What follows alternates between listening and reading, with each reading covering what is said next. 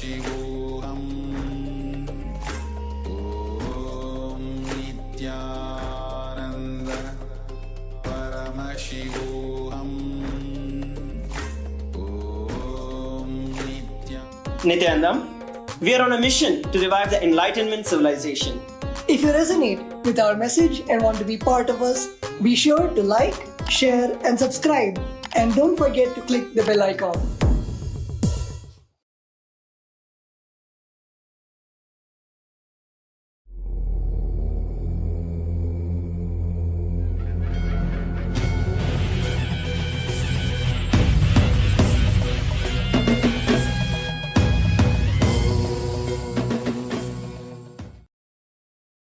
Welcome to the Pratama Vinyasa Krama 108 Asana sequence of Nityananda Yoga. Before we start the yoga session, we request all the male bodies to please remove your upper cloth, for yoga is a ritual, and male bodies remove the upper cloth for any Hindu ritual. All the female bodies, please tie up your hair, and we request all the participants to please wear a black dress, apply vibhuti on your forehead. If you are a male body, apply it on the 16 places over your body.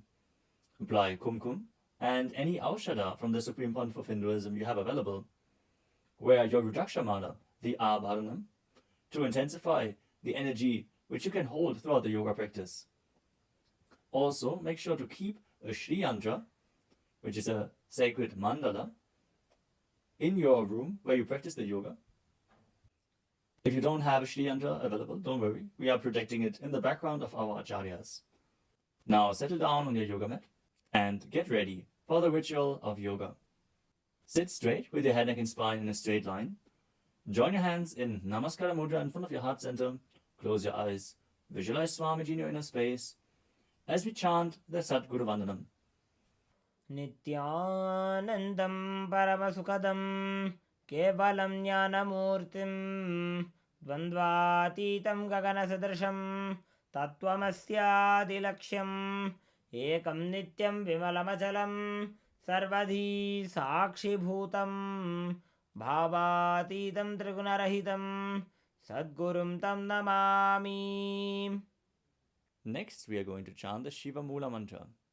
Om Ham Haum Shivaya Namaha 11 times. Please follow along internally. Om Ham Haum Shivaya Namaha. Om Ham Haum Shivaya Namaha. Om Ham Haum Shivaya Namaha. Om Ham Haum Shivaya Namaha. Om Ham Haum Shivaya Namaha. Om Ham Haum Shivaya Namaha. Om Ham Haum Shivaya Namaha. Om Ham Haum Shivaya Namaha. Om Ham Haum Shivaya Namaha. Om Ham Haum Shivaya Namaha. Om Ham Haum Shivaya Namaha. We will be performing the Tadvachamanam, the ritualistic cleansing. Now keep your hand, the right hand, in the shape of a cow's ear in the Gokarana Mudra, as our acharyas are demonstrating. Then take an udani of water, pour it into your right palm. We're going to chant a mantra thrice. Each time, sip the water from the bottom of your palm whenever the word Swadha is chanted. Om Atmatattvam Shodhayami Swadham. Take another udani of water. Om Vidyatattvam Shodhayami Swadham. Pour another udani of water into your palm. Om Shivadattvam Shodhayami Swadham.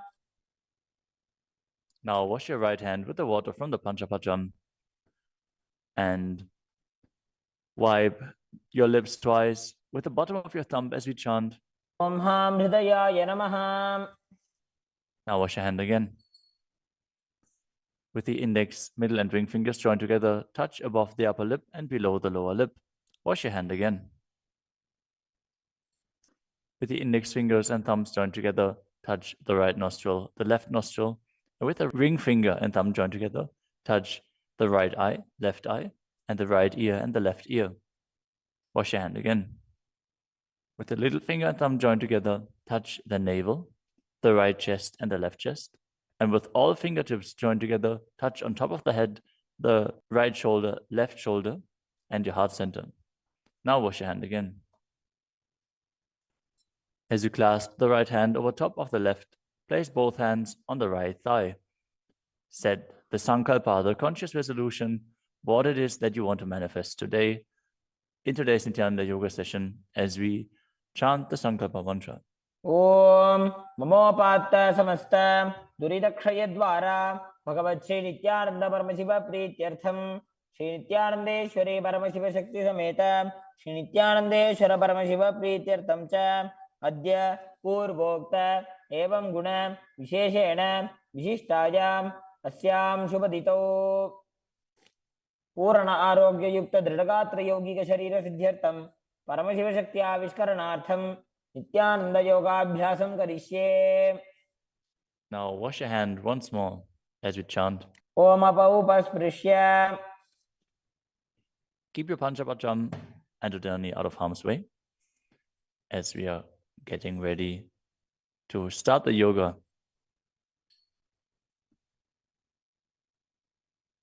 Now sit in a comfortable cross-legged position with your head, neck, and spine in a straight line. Bring the index fingers and thumbs joined together on top of the knees in Bindu Mudra. Engage the three bandhas, the energy locks, which are contracting the perineal region and pulling it in and up. The Uddiyana Bandha, the stomach lock, contracting your stomach muscles and pulling your stomach in and up towards your spine. And the Jalandhara Bandha, the throat lock, tucking your chin to the chest and internally contracting your throat muscles. Together they form Mahamudra Bandha, which is a great secret of the yogic practice and will enhance your yoga practice manifold. Next up is the visualization. Hold the visualization for the right context of each of the asanas. The first visualization is Lord Shiva. You will always be able to see the visualization in the top right corner of the screen. So whenever you don't know how the visualization looks, you can just check the screen. Next up is Samana Kumbhaka. Now fill your stomach with dana as you meditate on a flame in your stomach, kindling the prana and raising up your spine. Chant the japa soham and visualize it rotating around your throat until the nectar oozes out into your body. Let us now perform the first asana, which is Sukhasana. तत्सुखासनमित्युक्तम् अशक्तस्तत्समाचरेत् आसनं विजितं येन जितं तेन जगत्त्रयम्. The next asana is Parvatasana. Now bring your legs into Padmasana with the feet on top of the opposite thighs. Then bring your palms together in Anjali Mudra and raise them up above your head, keeping your elbows straight.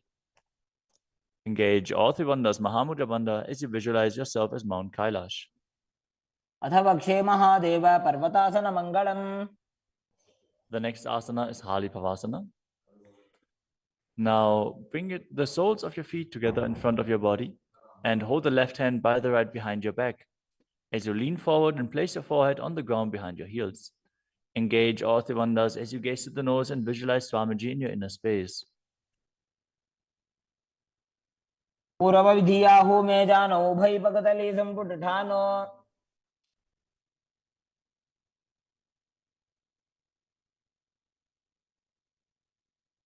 The next asana is Nagi Pavasana. Now keep the soles of your feet together and stretch your hands out in front of the feet, cupping your palms, placing them down on the ground as you place your forehead on the ground behind your heels.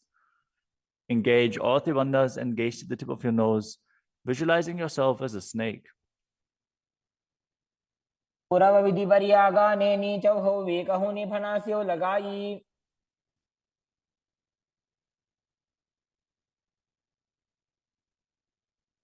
Next up is Kokilasana. Now hold the big toes with the index and middle fingers in Prana Mudra. Then raise the legs up straight and then cross them into Padmasana, leaning forward and down onto your elbows. Engage all three bandhas as you visualize yourself as a bird. स्थान्यदासनं वक्ष्ये yen Sidho भवेन्नरः. The next asana is Neti asana. Now place one ankle on top of the opposite knee as you hold onto the opposite elbows. Engage all three bandhas, rotate your arms in a circle, and gaze to the nose, visualizing Swamiji in your inner space, and after some time, change the direction of the movement. घोड़ा बामा पादगी आशमाहिली सोये दधि चरण को वार लोता परिकुल्फ समोय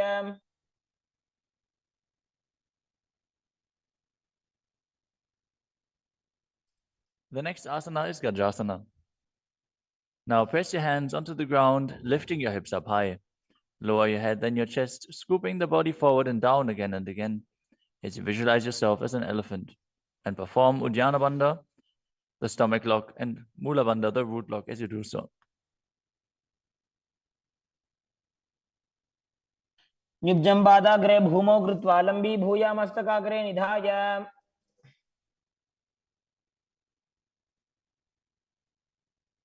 The next asana is Vrikshasana. From the same position, alternate pressing the heel of one foot into the ground while lifting the other heel up. Visualize yourself as a bear as you keep Uddiyana Bandha and Mula Bandha engaged. एकैकं पादमाकुञ्च्य गजासनं कुर्यात् वृक्षासनं भवति. The next asana is Vaishyasana. Now stand tall on the mat with the tips of the on the tips of the big toes, with all other toes raised off the ground. As you keep your head, neck, and spine in a straight line, and bring your index, middle, and ring fingers to the heart center in Hridaya Mudra. Visualize Swamiji in your inner space and perform Uddiyana Bandha and Mula Bandha. केशेन पादयुगलं बद्ध्वा तिष्ठेत अधोमुखः.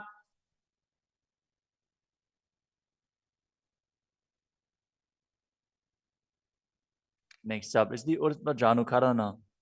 Stand with your heels touching, toes facing outwards at a 45-degree angle, and the knees bend in Adimandi. Now, bring both hands to the chest with the elbows parallel to the ground. Then lift one knee up towards the center of your body, followed along with the respective hand as you make circular motions on both sides again and again.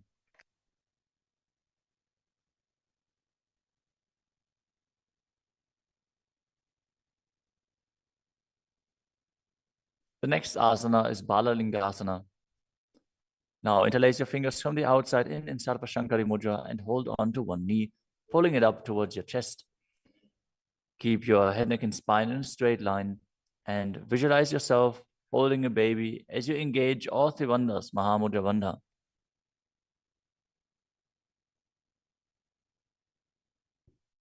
एकं जानूरधियालिङ्ग्य स्थातव्यं बाललिङ्गनं भवति. You move on to Padapidanasana.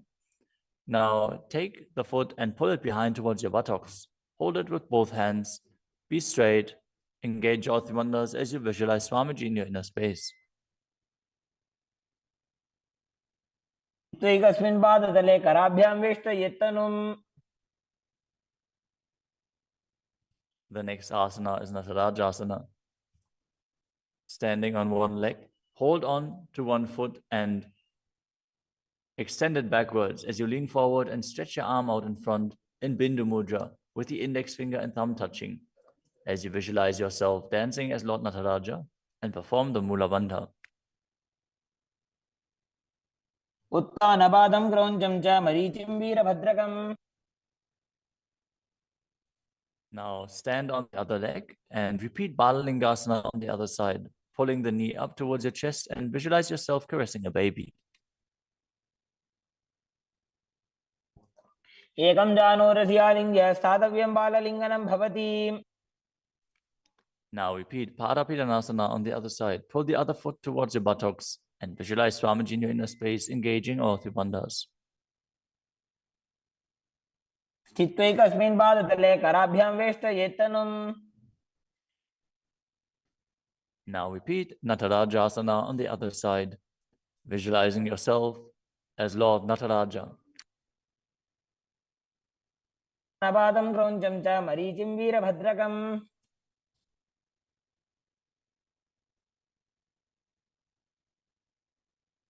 Next up is the Ardha Rechita Karana. From Adimandi position, Bring the right foot behind the other with the toes down and the heel up. Keep the left hand at the chest and swing the right arm back and forth, gracefully moving the fingers one by one. Now keep the right hand over top of the nose, uncross your ankles, and repeat the movement on the other side.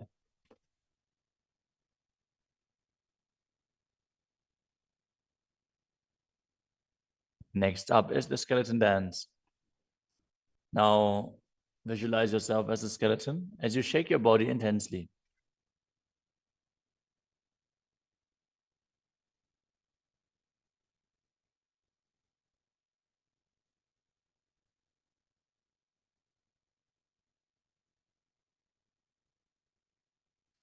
We move on to Karana. From Adimandi, with the heels together, toes pointing outwards and the knees bent, bring your hands above your head with the arms crossed, palms facing backwards. Now open your hips to one side and open the arms along above your head. Return to the center and repeat the movement on both sides again and again.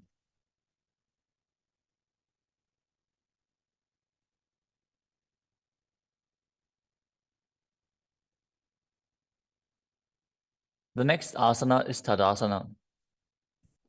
Now stand tall on the tips of the big toes as you raise your hands up above your head, beside your ears.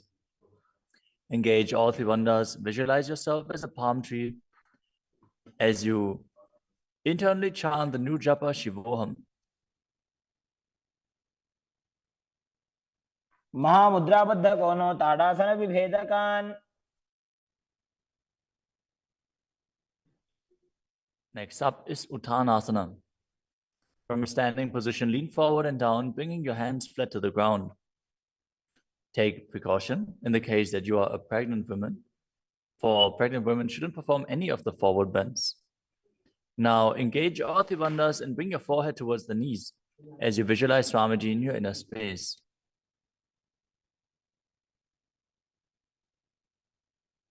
महामुद्राबद्ध कोनो ताड़ासन विभेदकान. The next asana is Tadakshvasana, the plank position. Now lower your body down onto your arms and feet as you tuck your chin to the chest and rotate your head from side to side, contracting your perineal region. Visualize Swamiji in your inner space. Keep breathing in the Samana Kumbhaka, filling your stomach with prana and visualizing a flame rising up your spine. गजासनवस्थित्वा मस्तकं वारं वारं दक्षिणकुक्षिं सव्यकुक्षिं रजेत. The next asana is Bhujangasana. Now lower your entire body down onto your stomach as you keep the toes pointing backwards and your hands next to the chest. Now raise your head up using the strength of your lower back. Don't lift your body any higher than your belly button up. And open your mouth wide as you inhale through the hollow of your throat in Bhujangani Mudra. Visualize yourself as a cobra as you perform the Mula Bandha. अंगुष्ठनाभिपर्यन्तम् अधो भूमो विनिन्यसेत्. The next asana is Shashasana. Now push your body up back into plank position and alternate bringing one knee in towards your chest back and forth as you visualize Swamiji in your inner space and calmly breathe through your nose in Sahadra Kumbhaka. जासन संस्थितो जानुद्वयमाकुञ्च्य वारं वारं कर्तव्यं शशासनं भवति. The next asana is Rathasana. From a tall plank position, place one foot in between the two hands as you simultaneously jump one foot back and bring the other one in between the hands. Alternate again and again as you visualize yourself as a chariot. गजासन संस्थितो एकैकं पादं पुरोमार्गेण भ्रामयित्वा कर्तव्यं रथासनं भवति. The next asana is Viravatrasana. Now keep one foot flat on the ground with the toes pointing forwards and the knee bent at a 90-degree angle. Now extend the other leg back, keep the knee straight and the toes pointed outwards. Raise your arms up parallel, pull the stomach in and up and gaze to your third eye, visualizing yourself as Lord Virabhadra as you perform Uddiyana Bandha and Mula Bandha. आशिष्टमतकौण्डिन्यमूर्धकुक्कुटमेव च. Now exchange the position of your feet and repeat Viravatrasana on the other side. समतकौण्डिन्यमूर्धकुक्कुटमेव च. The next asana is Vrikshasana, the tree posture. Now stand and bring one foot to the inner thigh as you bring your palms together in Anjali Mudra and raise them up above your head. Keep your elbows straight as you gaze forward and visualize yourself as a tree. अमोरुमूलदेशे च जाम्यं पादं निधायतु. The next asana is Garudasana. Now bring the raised leg to the opposite hip. Join your hands in Namaskara Mudra in front of your heart center as you visualize yourself as Lord Garuda and engage the Mula Bandha. गरुडासनमावक्षे येन ध्यानं स्थिरं भवेत्. Now stand on your other leg and repeat Vrikshasana on the other side. वामोरुमूलदेशे च जाम्यं पादं निधायतु. Now repeat Garudasana on the other side, keeping the standing leg as straight as a rod and visualizing yourself as Lord Garuda. गरुडासनमावक्षे येन ध्यानं स्थिरं भवेत्. The next asana is Trikonasana. Now stand and step one leg forward and the other one far back, keeping the front toes pointing forwards and the back toes facing sideways. Now bring your hands parallel to the ground and lean forward and down as you keep one hand down and the other one raised up. Gaze upwards, visualizing yourself as a triangle as you perform the Mula Bandha. उत्तानपादं क्रौञ्चं च मरीचिं वीरभद्रकम्. Exchange the position of your feet. Step the other leg forward as you repeat Trikonasana on the other side. उत्तानपादं क्रौञ्चं च मरीचिं वीरभद्रकम्. Next up is the Nikuttaka Karana. From Adimandi position, heels touching, toes pointing outwards and the knees bent, raise one heel off the ground and bring your hands in front of the heart center with the palms facing each other. Now stump the rest heel to the ground, raise the other heel up and exchange the position of your hands again and again.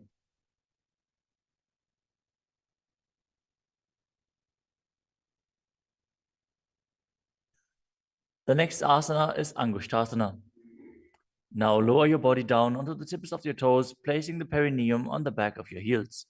Raise your knees off the ground and keep them together as you join your palms in front of your heart center in Namaskara Mudra.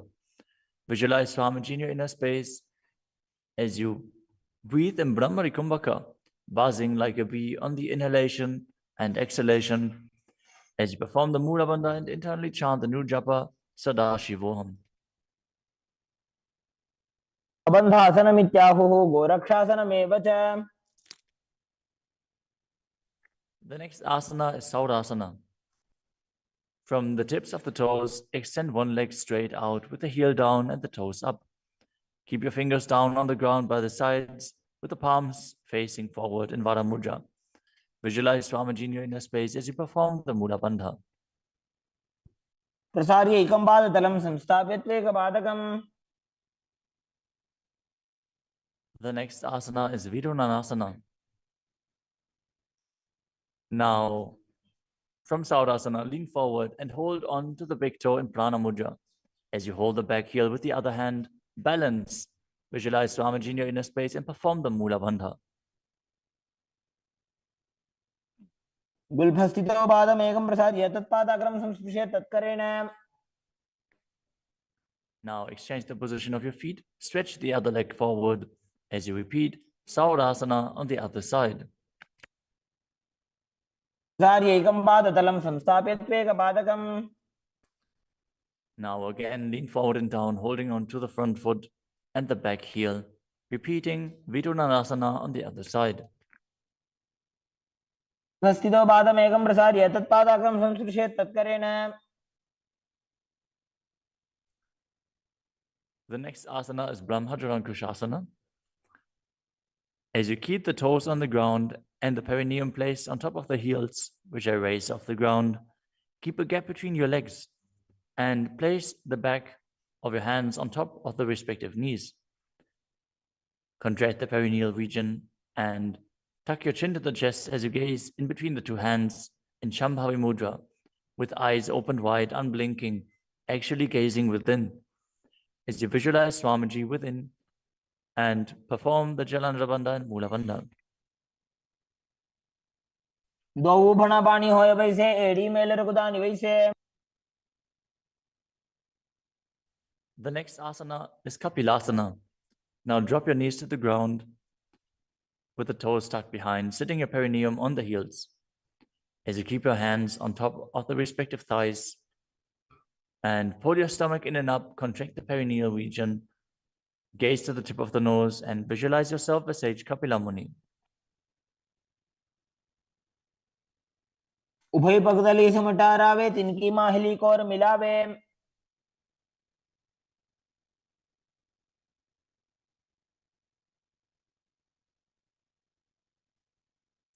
The next asana is Bhadragodakasana.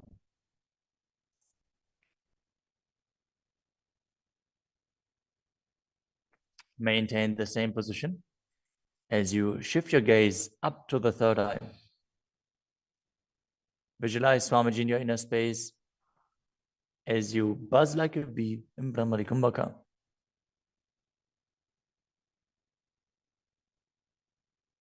दो वो पगदली संपुट करे कोरवारली भूपरि धरे.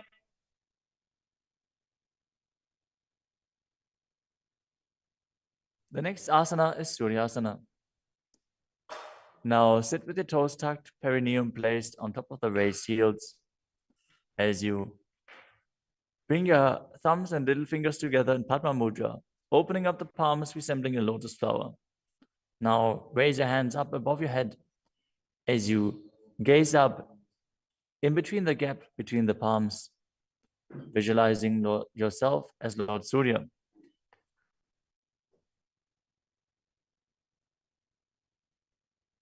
एड़ी दो गुदातरी आने फना पानी बैठक अब निठाने. The next asana is Mandukasana.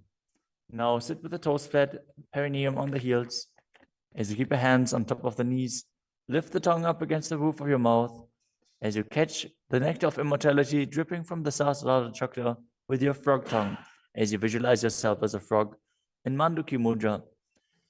Gaze to your third eye, breathe calmly through your nose in Sahadra Kumbhaka as you perform the Mula Bandha. तलो पृष्ठ देशे अंगुष्ठे द्वे च संस्पृशेत्.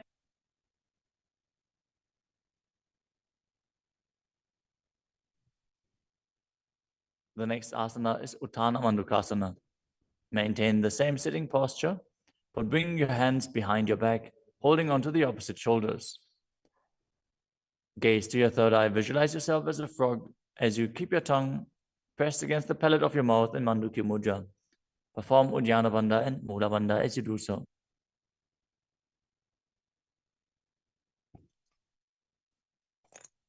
मंडूकासन मध्यस्थं कुर्पराभ्यां धृतं शिरः. The next asana is Simhasana. Now cross your ankles and sit on your feet. As you keep the knees wide, fingers spread on top of the knees, open your mouth wide, stick out your tongue and exhale forcefully as you gaze at the tip of your nose and visualize yourself as a lion.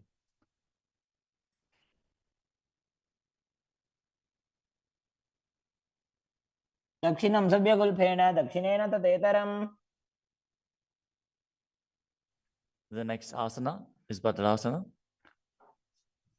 Now sit with your heels under the perineum, the knees open wide, then cross your hands behind your back and hold onto the big toes in Prana Mudra. As you gaze to the tip of your nose, visualize Swamiji in your inner space and return to buzzing like a bee in Brahmari Kumbhaka. गुल्फौ च वृषणस्याधो व्युत्क्रमेण समाहितः. The next asana is Kakapusandi Asana. Now squat and keep the feet flat on the ground as you keep your knees open wide and bring your arms in and around the raised knees. Interlace your fingers behind your back if you can. As you visualize yourself as a crow and gaze to the tip of your nose as you engage the Mula Bandha.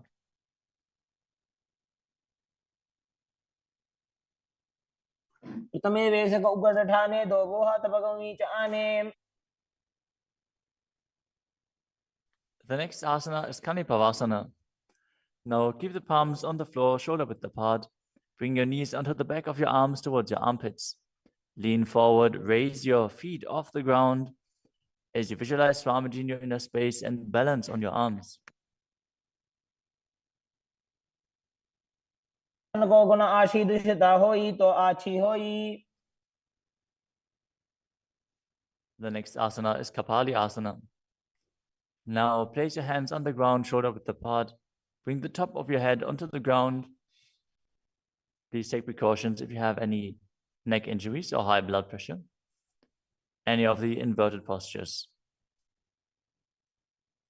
Now bring your knees onto the elbows, your hips over the shoulders, and straighten your legs up as you gaze to the nose and visualize Swamiji in your inner space. Isha धरती टेकी पग दो वो मिलीवा ऊंचा करे.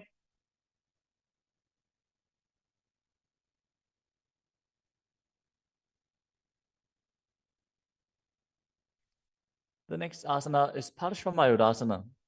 Now squat on the toes with the legs together, twist your body and place both hands to the side as you align your elbows with the knee and hip and lean onto your arms, balance, extending your legs to the side. Gaze to your third eye as you visualize yourself as a peacock and exhale fully in Rechaka Kumbhaka as you hold your breath in the exhaled state. Perform the Mula Bandha as you do so.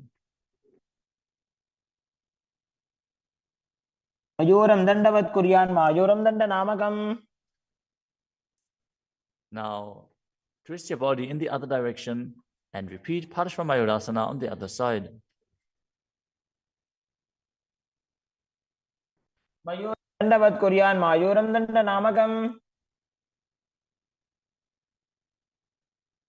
The next asana is Bhairaganathasana. Now place both hands on the ground, shoulder width apart. Stretch your legs back straight into Tadakshvasana, the plank position. As you step one foot outside the respective shoulder and bring it in between the two hands. Gaze to your third eye. Visualize yourself as Lord Kala Vaidava. As you breathe in your Rechaka Kumbhaka and perform the Mula Bandha. आसन की गुण पीती जागी. Now step the front foot back and step the other foot outside the shoulder in between the hands. Gaze to your third eye in Shambhavi Mudra with the eyes open wide, unblinking, as you visualize yourself as Lord Kala Bhairava.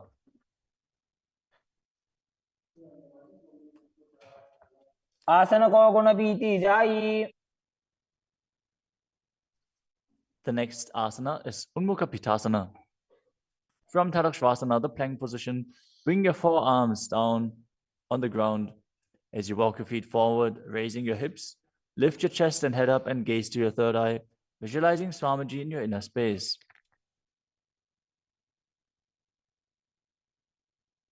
भून्यस्थो जानुनी हस्तो चतुष्पदम वाङ्मुखम्.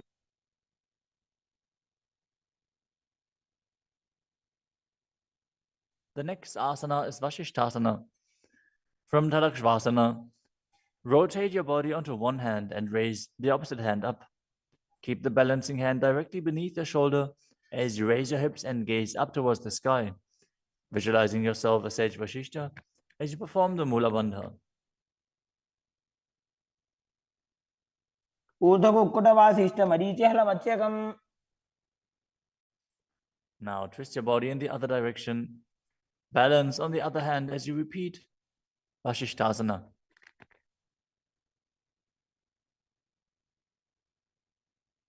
ऊर्ध्वकुक्कुटवासिष्ठ मरीचिहलमत्स्यकम्.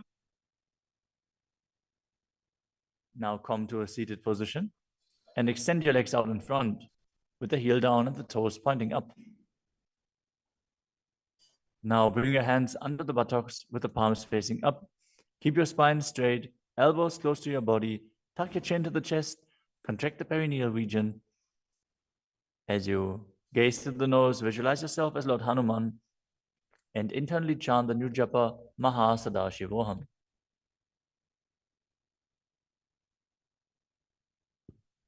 दो Booker की उभय हस्तेली कोरवारली मैले भेली.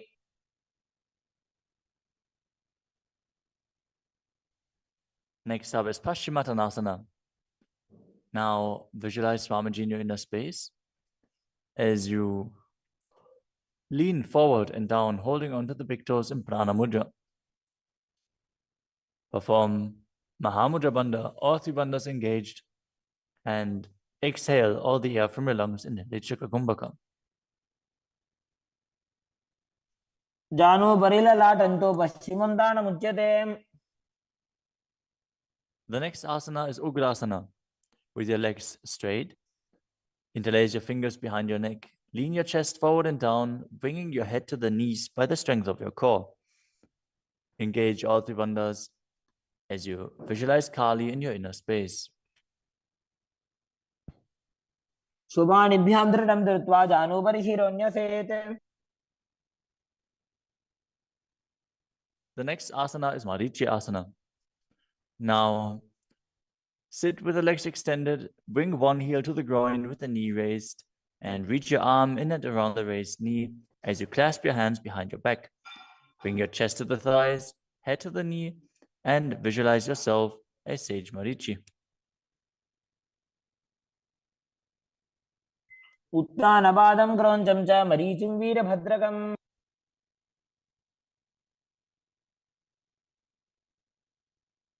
Now drop the knee down to the ground and lean forward, holding onto the front foot with both hands. As you exhale all the air from your lungs, gaze to the nose, visualize Swamiji, and perform Mahamudra Bandha in Mahamudrasana.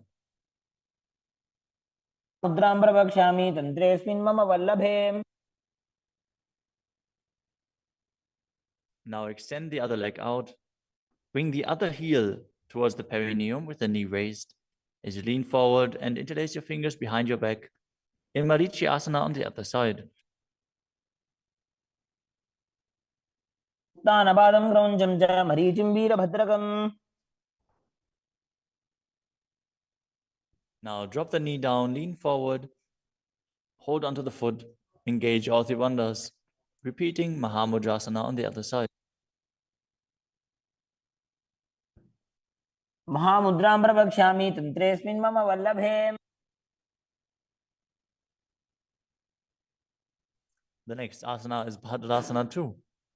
As you sit and bring the soles of the feet together with your heels close to the perineum, keep your knees wide, hold your feet firmly with both hands, and maintain a straight spine as you gaze to the nose and visualize Swamiji in your inner space. उल्भौ तु वृषणस्यादः सीवन्त्याः पार्श्वयोः क्षिपेत्.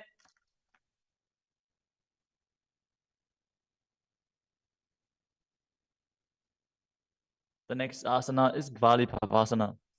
From Bhadrasana, extend your feet away from your body. Keep the toes together, heels apart, knees wide open. As you place your hands on the respective knees, tuck your chin to the chest and gaze to the nose. Visualize Swamiji in your inner space. Perform the Jalandhara Bandha and Mula Bandha. पूर्वचरपट चौक कख्यो सोजी वाही विधियो की जे सोई. The next asana is Joni Asana. Now sit, keep the soles of the feet together and the heels close to your perineum as you visualize the Yoni Mandala, which is projected on the screen. Now hold the soles of the feet as you lean forward and down and bring the forehead to the feet as you gaze to the nose and perform the Mula Bandha. दो उपकतली संपुट करे एड़ी मेड़ के ढिंग धरे.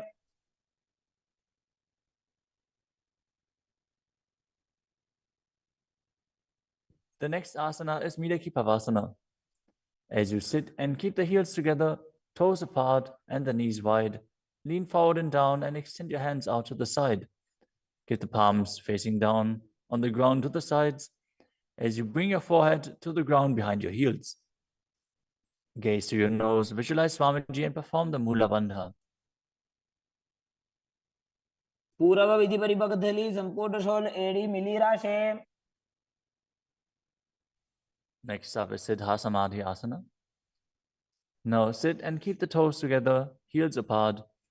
As you bring your arms below the shins, extend them out to the sides and keep the palms facing up. Bring your forehead to the ground above your feet as you bring your toes near your throat if you can. Gaze to the tip of your nose, visualize Lord Surya in your inner space, and perform the Mula Bandha. दोबो बगदली संपुट करे शोले मेड़ आगा में धरे. Next up is Chinaki Pavasana. Now sit and keep the heels together, toes apart, as you hold the feet and open them up like a book, bringing the backs of your hands onto the ground and the elbows pressing down on the thighs. Gaze at the nose and visualize Swamiji in your inner space. दो बगांगी एड़ी धरती मगिवा मेड़ लगावे. The next asana is Chatapata Chukasana.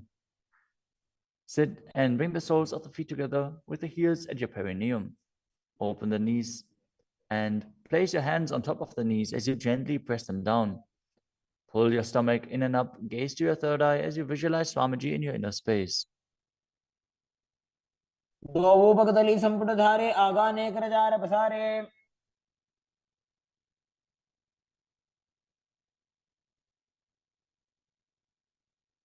The next asana is Bhairavasana. Now sit and bring the soles of the feet together with your knees open wide. Lift the heels up and bring the toes down onto the ground. As you keep your knees on the ground, pull your stomach in and up and place your hands on the knees in Bindu Mudra. Gaze to your third eye as you visualize yourself as Lord Kala Bhairava. उल्भव संपेड्य जान्योन्यं विक्रमेणोत्थितं शनैः.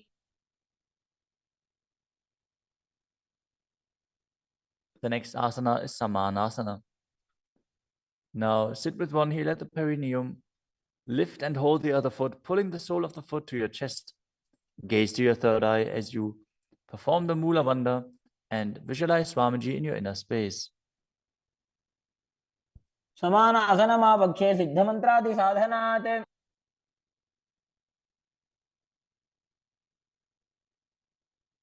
The next asana is Apanasana.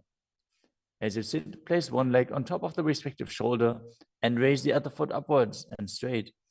Keep the hands on the ground to the sides as you gaze to your third eye and visualize Swamiji in your inner space. परं पादमेकं च स्कन्धे चारोपि यत्नतः. Now repeat Samanasana on the other side. Bring the other heel towards your perineum and pull the opposite foot towards your chest. समान आसनमावक्षे सिद्धमन्त्रादि साधनात्. Now repeat Apanasana on the other side. Bring the other leg over top of the respective shoulder, extending the opposite leg forward and up.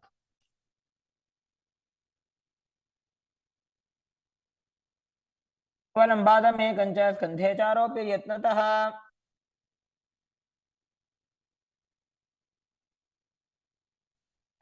Next up is Gomukhasana. Now sit and cross one leg over the other, aligning the knees at the center of your body with the feet by the opposite hips. Place both hands on top of the stacked knees as you gaze to the nose, visualize the face of a cow, and perform the Mula Bandha. Start breathing in Siddhkari Kumbhaka, pressing your tongue against the palate of your mouth without touching the teeth and hissing through your teeth while inhaling. Internally chant the new japa Om Nityanandoham. सव्ये दक्षिणगुल्फं तु पृष्ठपार्श्वे नियोजयेत्. The next asana is Anasuyasana. Now maintain the same posture. Hold on to the big toes of the feet in Prana Mudra as you gaze to the tip of your nose and visualize yourself as a Rishika Anasuya. Engage Uddiyana Bandha and Mula Bandha. दक्षिण कोडो नीचो ठाने वावोता के ऊपर आने. Maintain the same position. Interlace your fingers behind your back and lean forward and down as you bring your chin over the knees, the nose towards the ground, and visualize yourself as Rishika Anasuya in Anasuyasana too. जीमणा गोदा की संधि उपरिड़ा वागोड़ा की संधि. The next asana is Garudasana too.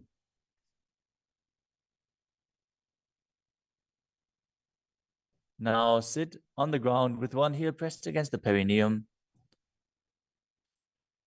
As you keep the opposite foot flat on the ground with the knee raised to your chest. Keep the hands on the respective knee. As you visualize yourself as Lord Garuda, gaze to the nose and perform the Mula Bandha. దావోపగమోడి ఏడి మాహిలో గుల్ఫ మూలద్వారని చైదే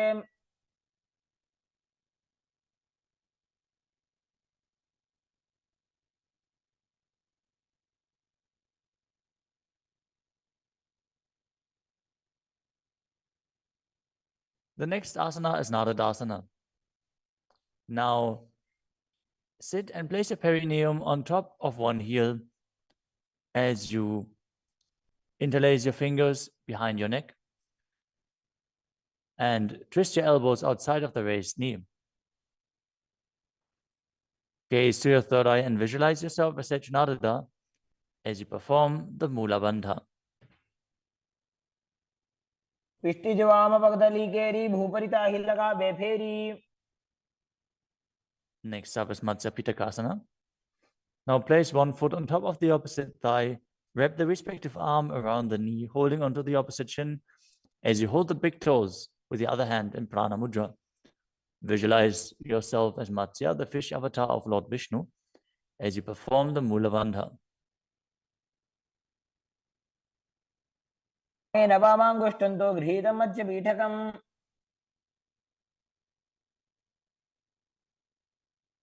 Now slide your knees over top with the other knee on top, repeating the Gomukhasana position on the other side. Gaze to the nose and visualize the face of a cow as you keep hissing through your teeth without the tongue touching your teeth. In Siddhkari Kumbhaka.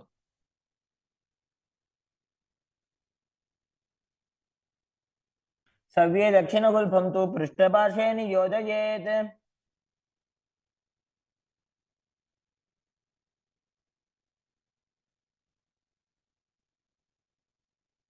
Next up is Anasuyasana on the other side. Hold onto the big toes as you visualize yourself as Rishika Anasuya.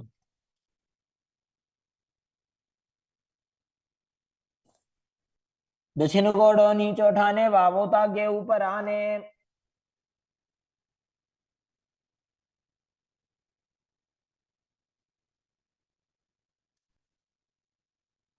Now, from the same position, interlace your fingers behind your back and lean forward and down.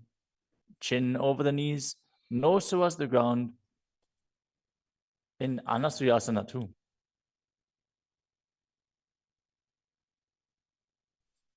जीमणा गोदा की संधि उपरिड़ा वा गोड़ा की संधि.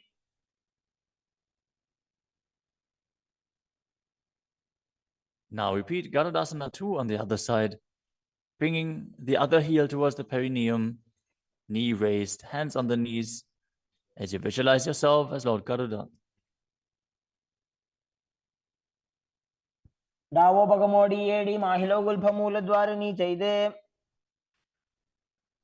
Next up is Narudasana on the other side. Raise the perineum onto the heel, interlace your fingers behind your neck, and twist your elbows outside of the raised knee, visualizing yourself as Sage Narada. पिष्टि जवाम पगदली केरी भूपरिता हिलगा बेफेरी.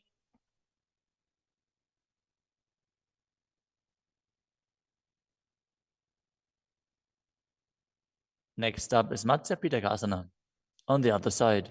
Now place the other foot on top of the opposite thigh. Hold on to the shin and the big toe of that foot as you visualize Matsya, the fish avatar of Vishnu. वामे नवामाङ्गुष्टन्तो गृहीतं मध्य पीठकम्. Next up is Matsindrasana. Now place one foot on top of the opposite thighs as you place the opposite foot on the ground flat. Twist and bring the elbow outside of the raised knee. Keep your raised arm by the neck. Turn your head back and gaze to your third eye, visualizing Matsyendranath, the great sage and master of Hatha Yoga. उदरं पश्चिमाभासं कृत्वा तिष्ठति यत्नतः.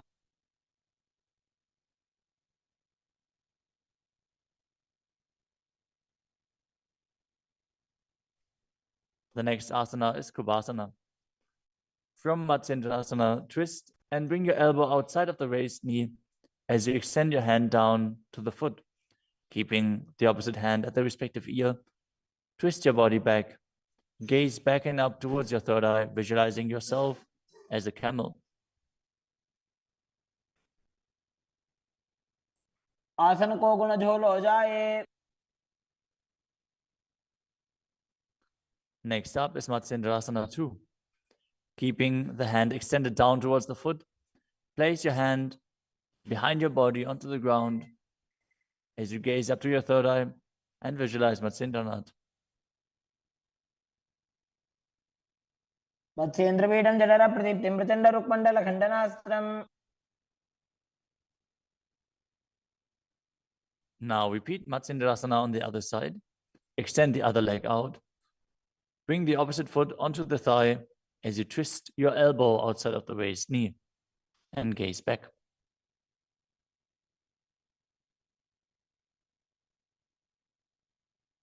उदरं पश्चिमाभासं कृत्वा तिष्ठति यत्ततः.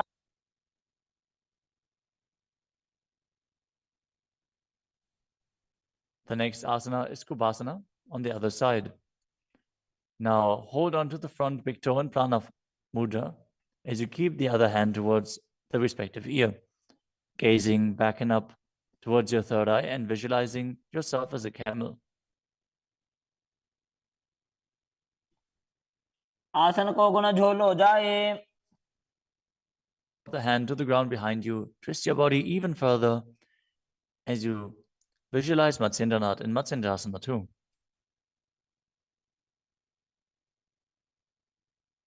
मत्स्येन्द्रपीठं जठर प्रदीप्तिं प्रचंड रुक्मंडल खंडनास्त्रम्. The next asana is Padmasana. Now place your feet on top of the opposite thighs as you keep your palms flat on the respective knees. Engage all three bandhas, Mahamudra Bandha, as you gaze at the tip of your nose. Visualize yourself as Lord Shiva. Breathe in Sitali Kumbhaka, now pressing your tongue against the back of the teeth, hissing while inhaling as you internally chant the new japa Om Nityananda Mahasadaशिवोहम. आसनं द्विविधं प्रोक्तं पद्म वज्रासनं तथा. The next asana is Padmasana 2. As you sit in Padmasana, cross your hands in front of your body and hold onto the big toes in Prana Mudra. Gaze to the nose, visualize yourself as Goddess Parvati, the consort of Shiva, as you perform the Mula Bandha. अनुचरणं कृत्वा ऊरु संस्थो प्रयत्नतः. The next asana is Kukutasana. Now sitting in Padmasana, place your hands on the ground between the two thighs as you lift your body up off the ground. Visualize yourself as a rooster as you breathe calmly in Sahajra Kumbhaka and perform the Mula Bandha. पद्मासनं सुसंस्थाप्य नान्बोरोरन्तरे करो.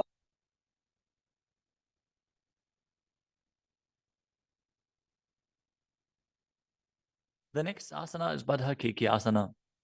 From Padmasana, raise up onto the knees as you bring your hands flat on the ground with the fingers pointing backwards. Keep the elbows together, press them against the navel, and then lean forward. Find balance and extend your knees up off the ground. Visualize Swamiji in your inner space as you perform the Mula Bandha.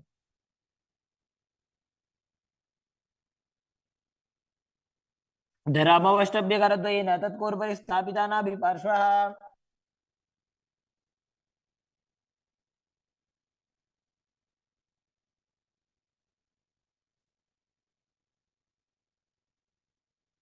The next asana is Mayurasana. While on your knees, place your palms on the ground with the fingers pointing backwards. Keep your elbows at the navel, lean back, lean forward, find balance and extend your legs up off the ground, visualizing yourself as a peacock as you perform the Sahajra Kumbhaka and engage the Mula Bandha.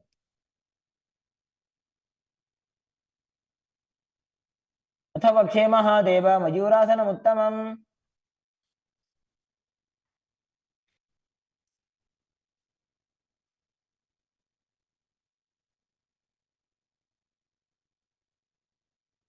Next up is Makarasana.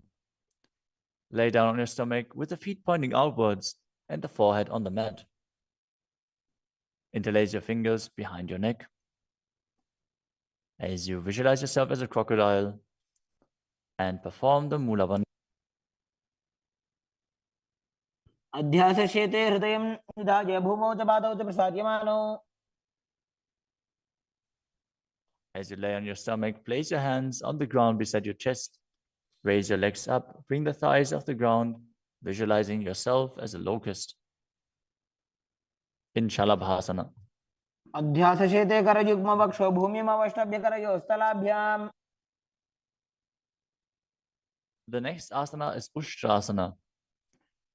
As you lay on your stomach, bring your hands to the feet. Pull the feet down towards the ground outside of your hips. As you visualize yourself as a camel and perform the Mula Bandha. अध्यासशेते पदयुग्मव्यस्तं पृष्ठे निधाय विधृतं कराभ्याम्.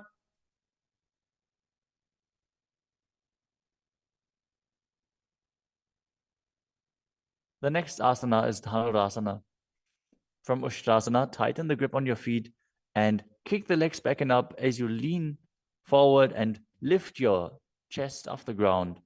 Gaze up to your third eye and visualize yourself as Pinaka, Lord Shiva's bow. Perform the Mula Bandha as you do so.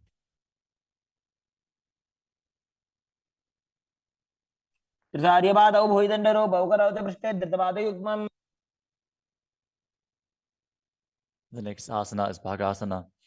Now come to a kneeling position with your feet flat on the ground, sitting in between the two heels. Place your hands on top of the knees. Visualize Swamiji in your inner space.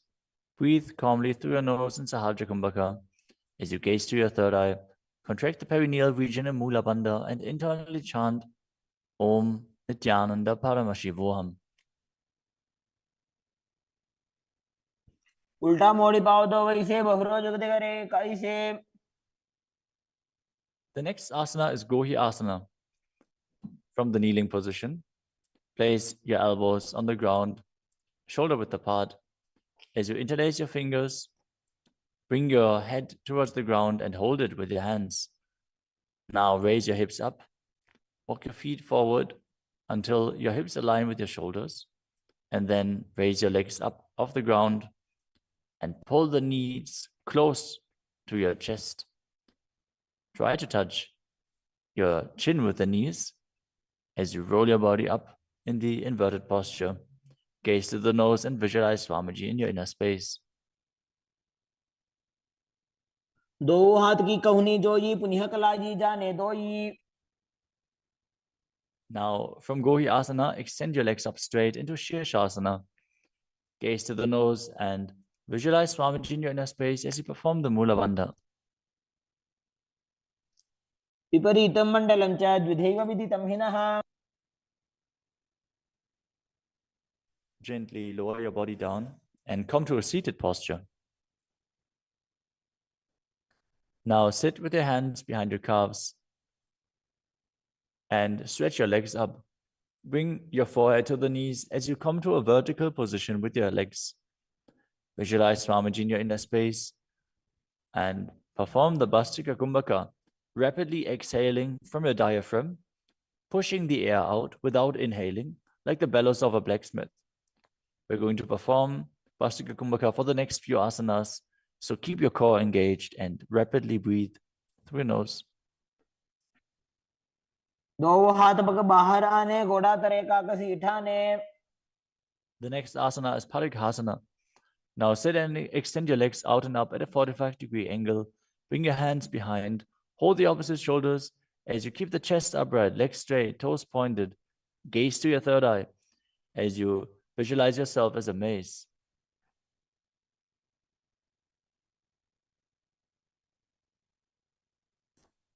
उत्तानशयनं कृत्वा पादौ मिलित्वा प्रसार्य.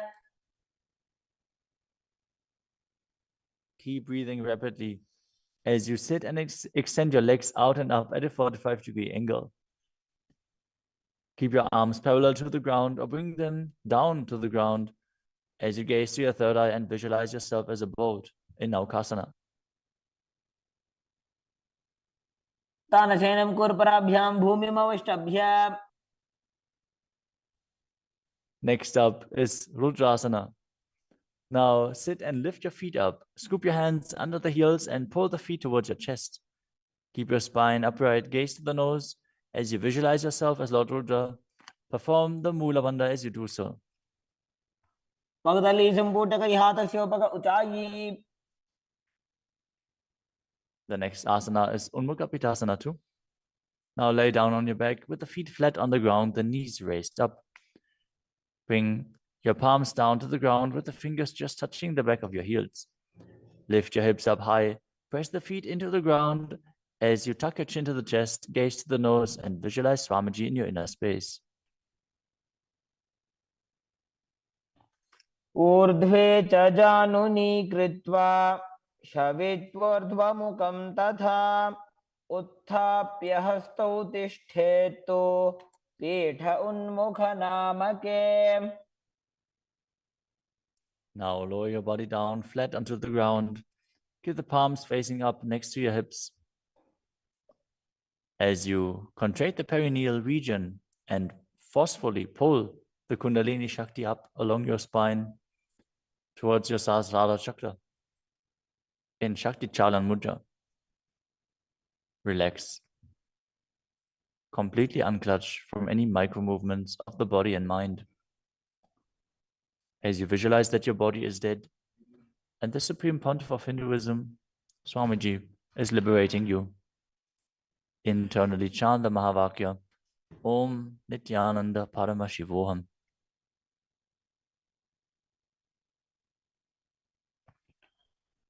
उत्तानं शववद्भूमौ शयनं तोषवासनं शवासनं श्रान्तिहरं चित्तविश्रान्तिकारकम्. ॐ नित्यानन्द परमशिवोऽहम् ॐ नित्यानन्द परमशिवोऽहम् ॐ नित्यानन्द परमशिवोऽहम् ॐ नित्यानन्द परमशिवोऽहम् ॐ नित्यानन्द परमशिवोऽहम् ॐ नित्यानन्द परमशिवोऽहम् ॐ नित्यानन्द परमशिवोऽहम् ॐ नित्यानन्द परमशिवोऽहम् ॐ नित्यानन्द परमशिवोऽहम् ॐ नित्यानन्द परमशिवोऽहम् ॐ नित्यानन्द परमशिवोऽहम् ॐ नित्यानन्द परमशिवोऽहम् ॐ नित्यानन्द परमशिवोऽहम्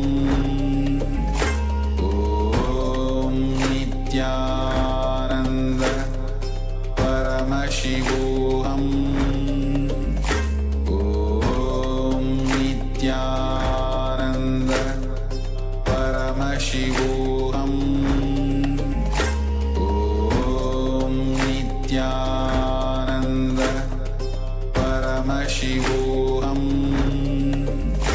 ॐ नित्यानन्द परमशिवोऽहम् ॐ नित्यानन्द परमशिवोऽहम् ॐ नित्यानन्द परमशिवोऽहम् ॐ नित्यानन्द परमशिवोऽहम्. Now slowly return to your physical body. Start to wiggle your fingers and toes. your wrists and your ankles, your elbows and your knees. Pull your knees up towards your chest and rock your body from side to side as you return to a comfortable seated position.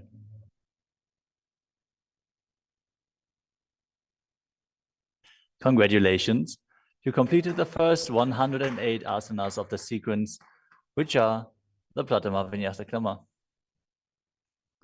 We are now going to continue the sequence with the next asana, which is Yathasana Nishthasana. Now sit in a posture that brings ease to your physical and mental space. Bring your hands on top of the knees in Bindu Mudra. Visualize Swamiji in your inner space. Breathe in Samana Kumbhaka, filling your stomach with prana and meditating on the flame kindling in your stomach as you perform the Mula Bandha and internally chant the Mahavakya, Om Nityananda Paramashivoham.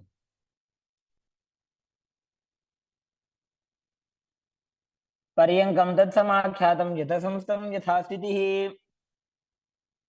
Next up is Samasana. Now sit in a cross-legged position. Keep your hands on the knees with the thumbs and index fingers touching. Take a long, deep inhalation and hold your breath. After exhaling, breathe deeply in and out, visualizing Swamiji and performing the Mula Bandha. इदानीं गर्भिणीनां योगाभ्यासो यथा लघो. Next up is Muktasana. Now place the left foot against the genital region and place the right foot over top of the left. Keep your hands facing down on top of the knees. Gaze to your nose as you visualize yourself as a sage liberated by the Supreme Pontiff of Hinduism in Muktasana. निबीड्यसीविनीं सूक्ष्मां दक्षिणेतरगुल्फतः. Next up is Siddhasana. Maintain the same position as Muktasana. As you switch your gaze to your third eye, visualize Swamiji in your inner space and perform the Mula Bandha. स्थानुसंयमितेन्द्रियो तलदृशा पश्यन् भ्रुवोरन्तरं चैतन्मोक्षकपातभेदजनकं सिद्धासनं प्रोच्यते. The next asana is Siddhi Asana. Now maintain the same position as in Siddhasana.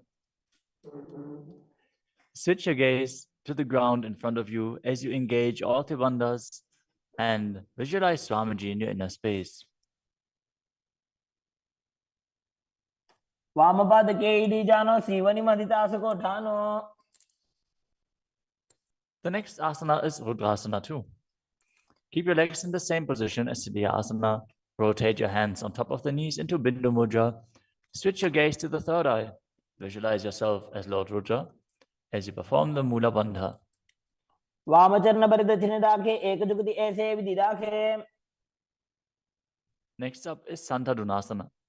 Now maintain the same position. Switch your gaze to the nose and embody tranquility and an unshakable nature. आसन की गुण मन की चंचलता मीटे. Next up is Siddhasana too. Maintain one heel on top of the other as you bring your hands to the navel, cupping your palms over the other, resembling a lotus flower in Samputa Mudra as you visualize Swamiji in your inner space and perform the Mula Bandha. ऋजुकाय समासीन सिद्धासनमुदीरितम्. The next asana is Bandha Yoni Asana.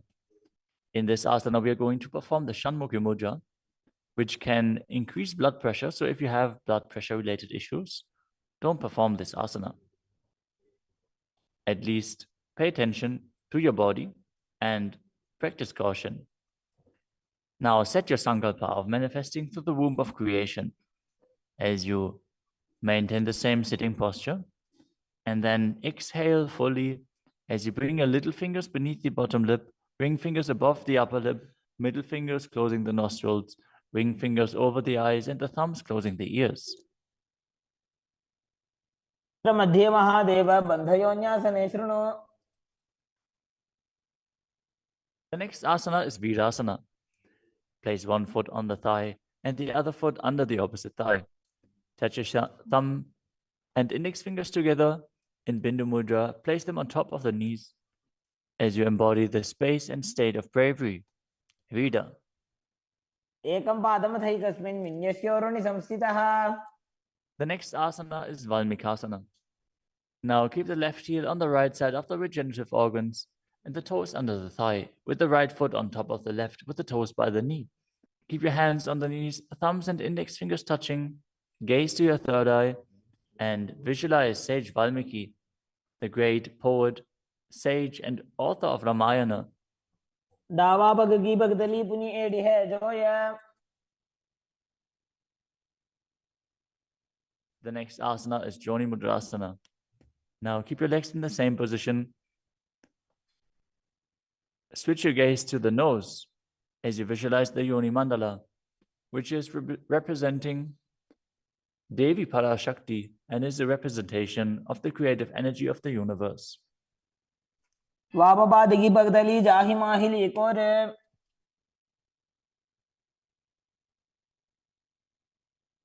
Next up is Yoni Asana. Keep your feet and hands in the same position as you switch your gaze to the third eye and keep visualizing the Yoni Mandala, which is projected on the screen. योन्यासनं पर्वतेन योगं योगफलेनिलम्. The next asana is Bhadrasana 3. As you sit and bring the soles of the feet together, holding them with both hands, bring your knees down towards the ground, gazing to the tip of your nose, visualizing Lord Virata in your inner space as you perform Uddiyana Bandha and Mula Bandha. गुल्भौ च वृषणस्यादः सीवन्त्याः पार्श्वयोः क्षिपेत्.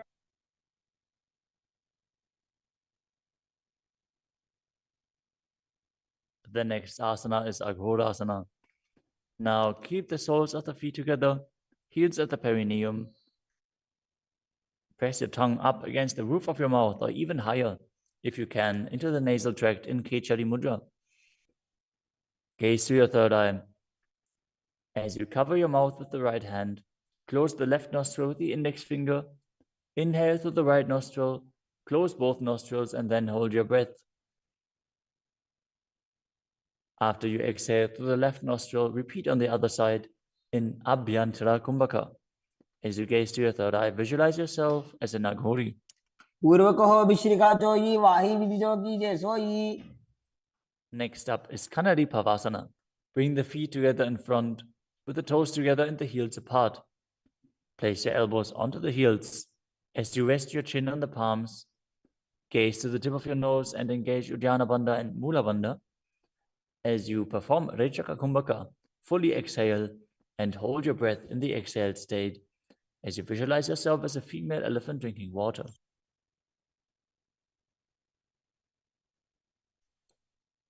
ग्वाली पाव आसन कख्यो है जैसे Yahoo में जाने विधि जैसे.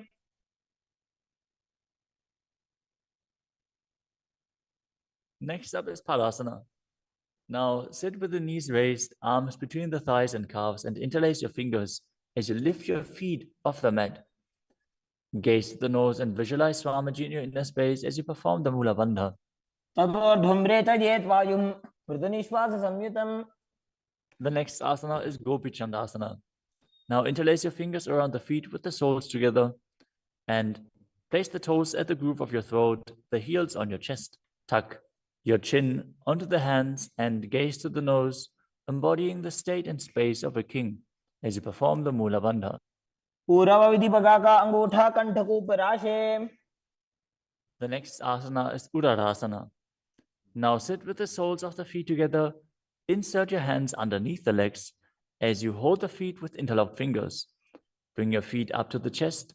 Bring your head down and touch the chin to the soles as you gaze to the tip of the nose and visualize your body free from any defects.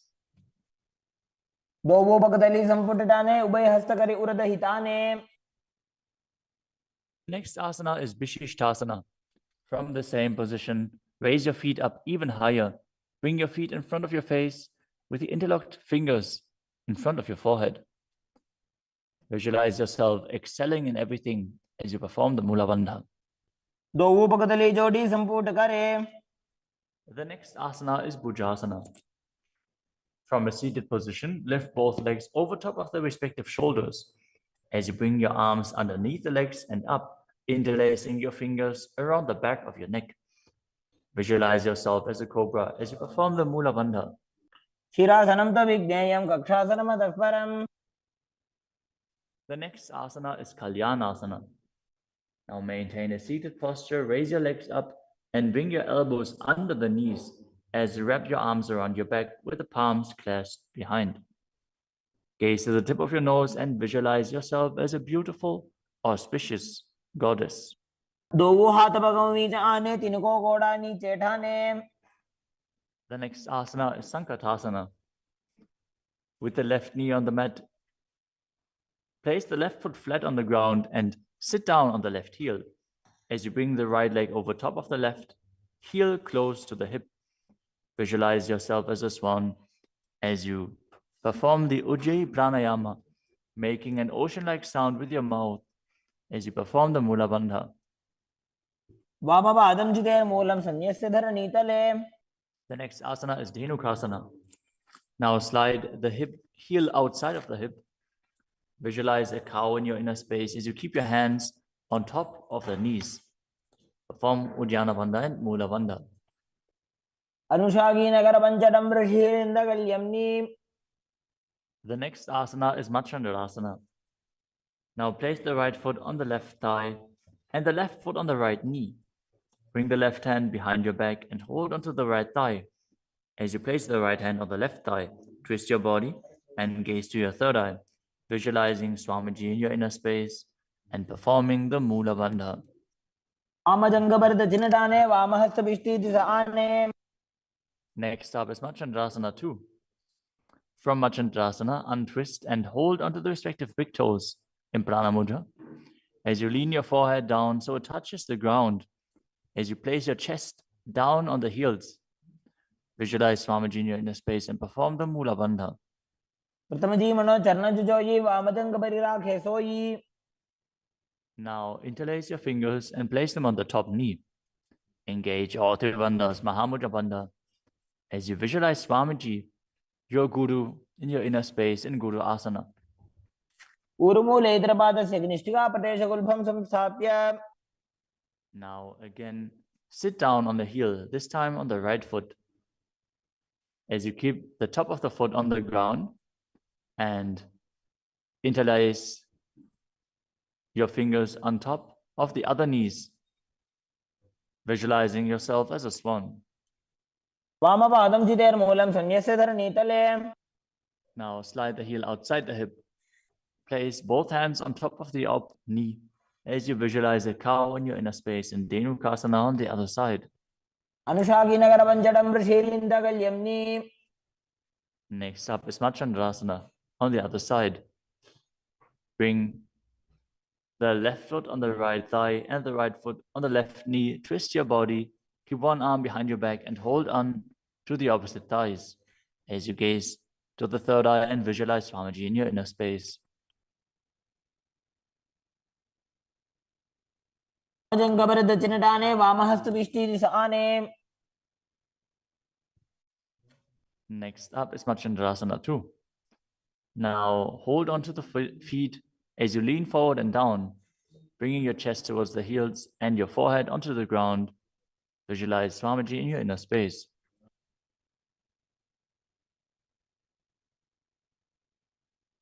प्रथमजी मनो चरणजुजोयि वामजंग परिराखे सोयि. Now place your hands interlaced on the top knee as you visualize Swamiji, your Guru, in Guru Asana, engaging all three bandhas.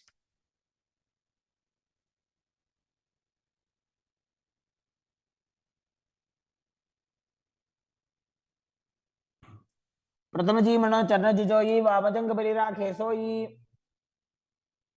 The next asana is Pashasana. Now sit with the feet flat on the ground, knees against your chest, with the hands holding onto the opposite knees. Keep your thighs together, spine straight, the tongue pressed against the roof of your mouth in Kechari Mudra, As you gaze to your third eye and visualize Swamiji in your inner space. पादतले भूमो निधाय जानु निवृषि निधाय. The next asana is Bodha Shukasana. As you keep the feet flat on the mat, wrap your arms around the legs and hold onto the opposite wrists. Place your chin onto the knees as you gaze to the nose and visualize yourself being in an abode of bliss.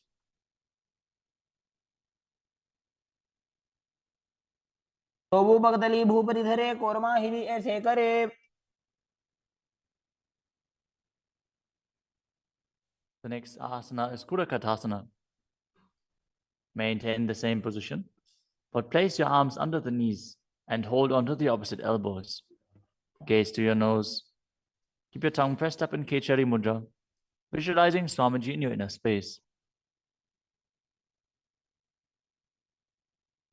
दो वो हाथ पग बाहर लावे गोडा नीचे ले टहरावे. Maintaining the same hold beneath the knees, bring the right foot over top of the left so the heels cross with the toes pointing up. Gaze to your nose and visualize the great sage and Maharishi Sumati in Sumati Asana. मूलद्वारी धरती परिठाने डावा वग परिदच पद आने.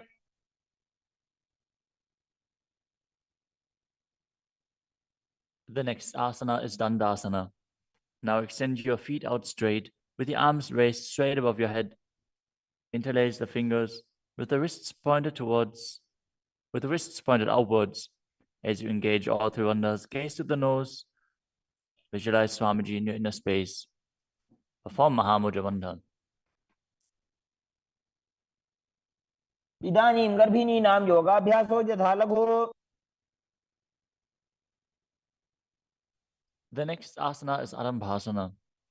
Now sit with your legs straight. Hold the big toes in Prana Mudra with index and middle fingers. As you lean your chest forward and down, bring your head to the knees. Inhale through the left nostril and exhale through the right. Perform Nadi Shodhana as you visualize Swamiji in your inner space.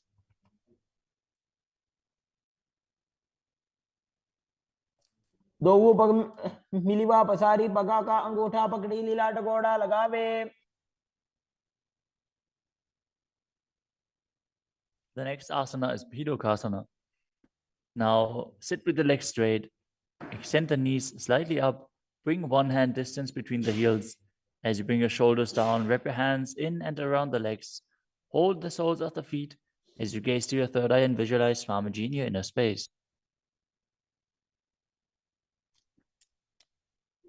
प्रथम बैसी दो वो पाव पसारी कछुक ऊर्धको गुरडो डारे. The next asana is Jalandhari Pavasana. Now extend both legs out with the heels together. Place your chin on the heels. As you insert your hands below the legs, keep the elbows together on the ground along with your fingers, palms facing up. Gaze to the nose, visualizing Swamiji in your inner space.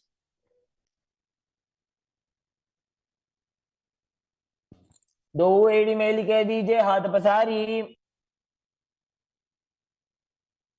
The next asana is Urdhva Paschimottanasana. As you sit with the legs extended, lift one foot behind the neck. Lean forward and down as in Paschimottanasana. As you visualize Swamiji in your inner space. If you can't, bring your leg behind your neck.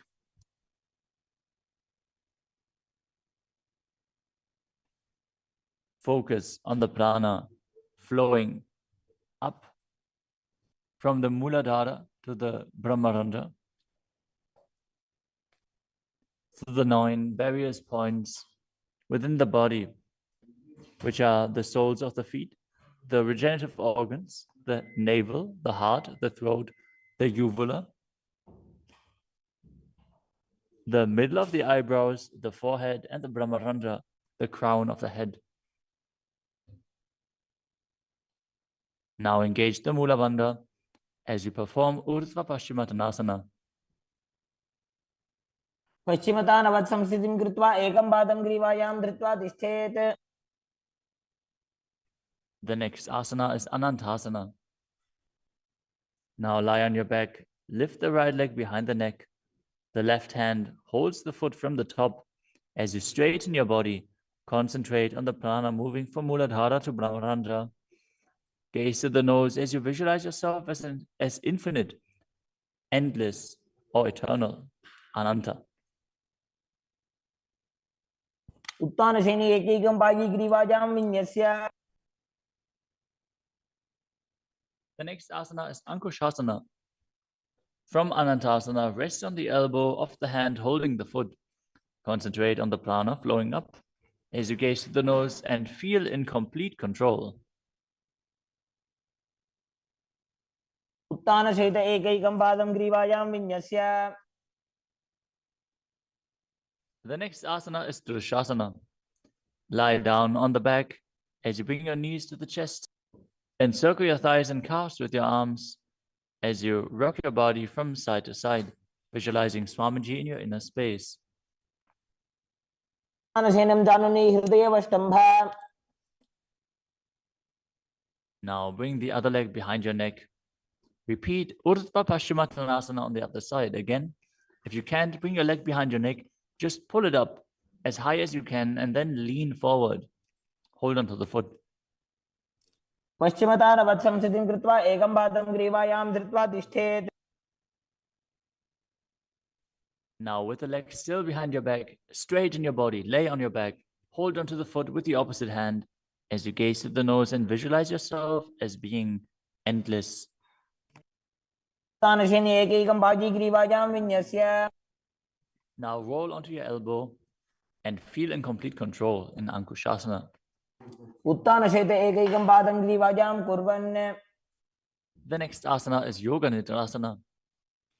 As you lie on your back, lift your legs one by one up behind your head. Hold your hands behind your back as you gaze to the nose. Visualize Swamiji in your inner space and focus on the upward flowing prana. पादाभ्यां वेष्टयेत् कण्ठं हस्ताभ्यां पृष्ठबन्धनम्. The next asana is Atmadhammasana. While laying on your back, raise your legs towards your head, wrap your hands around the legs and interlace your fingers behind your neck. Gaze to the nose as you visualize Lord Vishnu blessing you from within.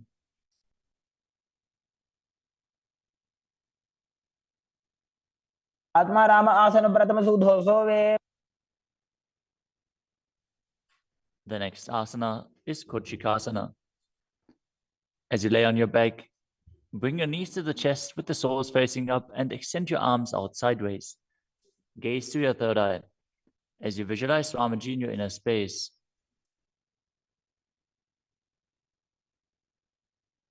हाथ सीधा सा करे 300 उभय सभा करे. Next up is the Jatara Parivritti. This asana consists of 3 steps. We are going to perform all 3 steps and then repeat them on the other side. Let us first enter a neutral position, which is laying on your back with the knees to your chest and the arms reaching out to the sides at shoulder level. Now visualize Swamiji in your inner space, perform the Mula Bandha and focus on the upward flowing prana in Pratyahara Kumbhaka.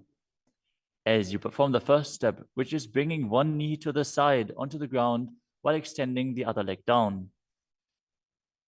Now bring both knees bent to the side. Straighten both knees to the side, hold onto the feet and gaze in the opposite direction. परिवृत्ति कोक्षिभागे त्रिधाहि परिकीर्तितः. Now come back to the neutral position, arms extended out to the sides and the knees pulled to your chest. As you drop the other knee towards the ground, extending the other leg down. Now bring both knees to the side and extend both knees to the side, gazing in the opposite direction. परिवृत्ति कोक्षिभागे त्रिधाहि परिकीर्तितः. Next up is the Dvipadapitam. As you lay on your back, bend your knees and place your feet flat on the ground. Hold onto your ankles and lift your hips up, gazing to the nose and visualizing yourself as sturdy as a bridge. As you start breathing in the Mocha Kumbhaka, as you keep the Jalandhara Bandha engaged while exhaling, force the air out through the throat lock gently. This will bring about a state of swooning in the yogi. Perform the Mula Bandha as you do so. प्रतिक्रियायुतं द्वन्द्वपीठः सर्वबलप्रदम्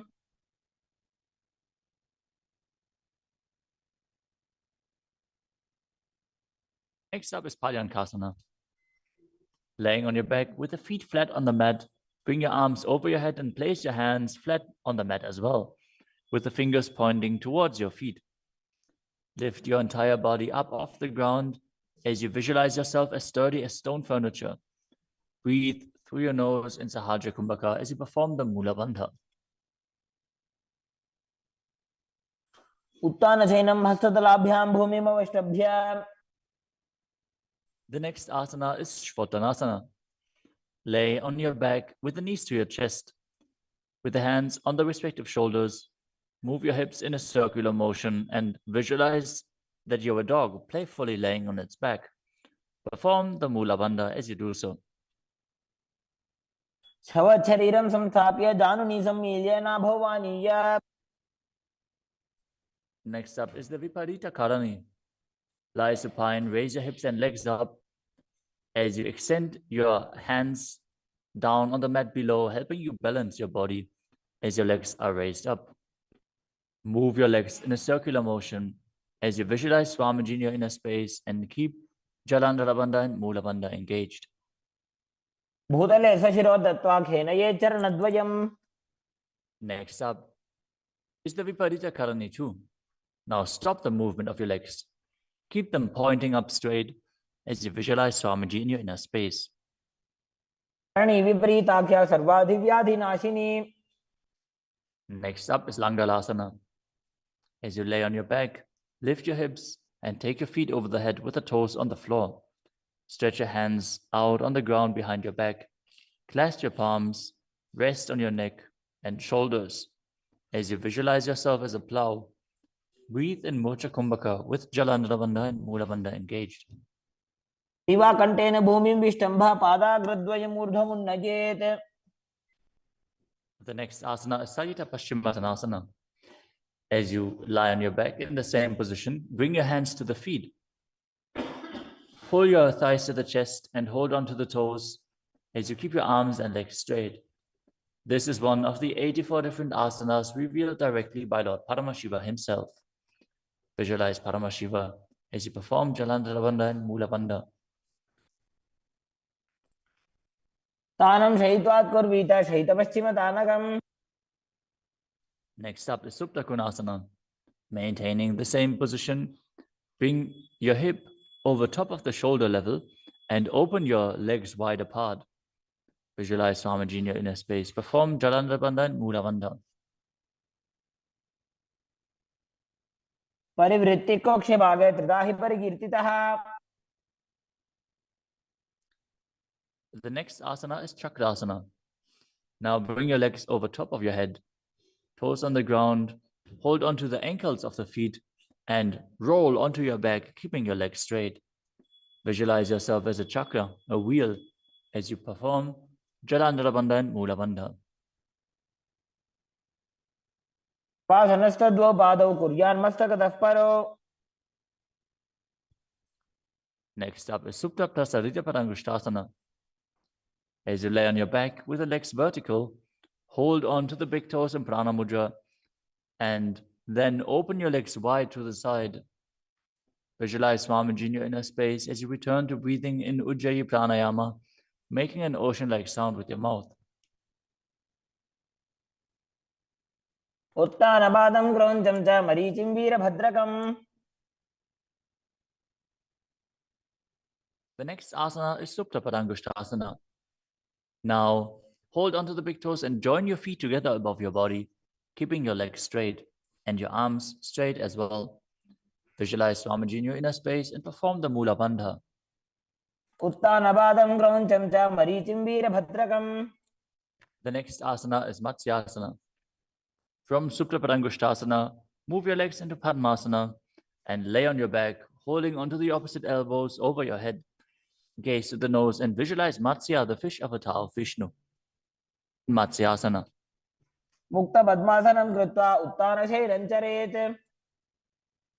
The next asana is Padasharamasana. Laying on your back with the legs in Padmasana, place the backside of the right hand onto the left palm. Gaze to the nose and visualize Rama in your inner space as you perform the Mula Bandha. प्रथमकरे पद्मासन आचे सुदोषो वे भूपरिपाचे. The next asana is Sarvangasana. While laying on your back, legs in Padmasana, lift your hips and legs up. Bring your hands to the hips, supporting you with the elbows on the floor. As you tuck your chin to the chest in Jalandhara Bandha, contract the perineal region in Mula Bandha.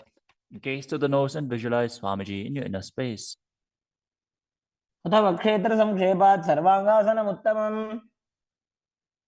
Next up is Vrishchikasana. As you lay on your back, one foot on the opposite thigh, lift the other knee towards your head. Extend both arms up above your head and hook the fingers forward, gazing to your third eye and visualizing yourself as a scorpion. प्रथमशेन सूधो शीशिकेशिकी संधि सुदाखे. Now exchange the position of your feet. Repeat Vrishchikasana on the other side. प्रथमशेन सूधो शीशिकेशिकी संधि सुदाखे. The next asana is Vrishapadakshipasana. Now lay on your back and interlace your fingers around the neck as you lift both feet off the ground, extending one leg straight and the other knee pulled to the chest. Alternate extending and raising the knee again and again, visualizing Swamiji in your inner space and breathing calmly through your nose in Sahaja Kumbhaka. उत्तानशयनं कृत्वा अङ्गुलिभिः कन्द्रां बद्ध्वा. The next asana is Marottanasana. Lay on your back and lift your legs one by one up, touching the knees to your ears as you visualize Swamiji in your inner space. शोत्तानवत् संस्थितिः कृत्वा जानुद्वयं पर्यायेन कर्णयोः संस्पृशेत्. Next up is Vrikasana. While laying on your back, place the sole of the feet flat on the ground. Stand up and then sit back down, visualizing yourself as a wolf. अथ उत्तानशयनं कृत्वा पादतलाभ्यां भूमिं धृत्वा. The next asana is Luddhasana. Lay on your back and quickly throw your legs up above your head. Completely roll over. Repeat this again and again, visualizing Swamiji in your inner space. Finish in a prone position. उत्तानशयनं पादौ शिर उल्लङ्घ्य. As you lay flat on your belly with the toes extended and the hands on the ground by your shoulders, contract your lips and make the sound of a flute, whistling while inhaling in Saladhasana Pranayama. Visualize yourself as a chariot, carrying warriors into a battle for Dharma on your chariot back. युज्यशयनं कृत्वा नाभिं भूमौ निधाय. The next asana is Dehalyulanganasana. Now push your body up into Tadakshvasana, the plank position, as you jump your legs forward and back between the arms again and again. Visualize yourself go beyond the body and mind.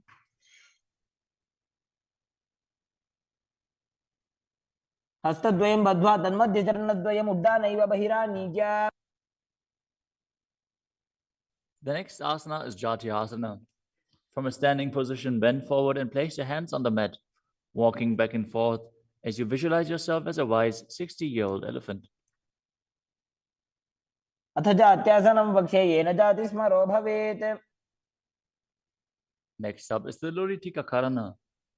Stand with your knees bent, feet pointing outwards, and bend your elbows. Keep your hands at the chest level. Swiftly move your arms across your body and then bring them back to the center. Tilt your head back, open up your chest towards the sky, and move your head in all directions. The next asana is Saripasana. As you tie your feet with a rope, stand erect like a rod. Keep your arms at the side of your body with the hands touching your thighs. Visualize that your Kundalini Devi is raising and curling upwards around your body, As you breathe calmly through your nose in Sahajra Kumbhaka, leading the prana along your spine, contract the perineal region, force the Kundalini Shakti up. As you internally chant Om Nityananda Paramashivoham. अथ सर्पासनं वक्ष्ये वायुपाणाय केवलम्. The next asana is Ushtrasadhanasana. While standing, place all fingers on the mat and then stand on your hands. Keep your feet on the fists as you begin to move and walk like a camel. Visualize yourself as a camel as you walk around on the mat.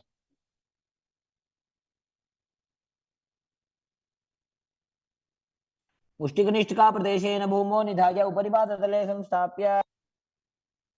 The next asana is Ashvasana. Maintain the same position.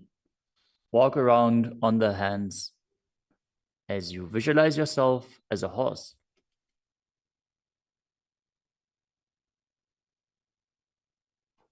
मुष्टिकनिष्ठिका प्रदेशेन भूमौ निधाय. The next asana is Kapota Nitakasana. As you stand straight with the feet together, interlace your hands behind your back in Padusha Mudra. Pull them down towards your calves as you open up your chest widely. Visualize yourself as a soaring bird diving. पादतले भूमौ निधाय. Next up is the Tala Pushpa Putam Karana. Stand tall with the palms together in Namaskara Mudra as you gently bend your knees and keep the toes pointing outwards. Simultaneously open up the palms and raise one heel off the ground as you slightly lower the waist and shoulder of the respective heel, bowing to both sides. As you visualize you're holding a bouquet of flowers and offering it to Paramashiva. Next asana is Khadgasana. As you lay down on your stomach, jump your feet up towards your hands and stand. As you bring the palms together, forming the horn of the rhinoceros in Namaskara Mudra, visualizing yourself as a rhinoceros and gaze to the nose. लुजसरतमासनं कृत्वा पादतलाभ्यां भूमिम् अवष्टभ्य. Next up is the Uttanottanam. Hold onto weights if you want to intensify this asana. Now sit down all the way or as low as you can to the ground and stand back up. Do this again and again as you visualize Swamiji in your inner space. पुनः उत्थातव्यम् असितव्यम् इति उत्थानोत्थानं भवति. The next asana is Musalasana. Now stand up straight, raise your arms up over your head and jump repeatedly as you visualize yourself as a mace.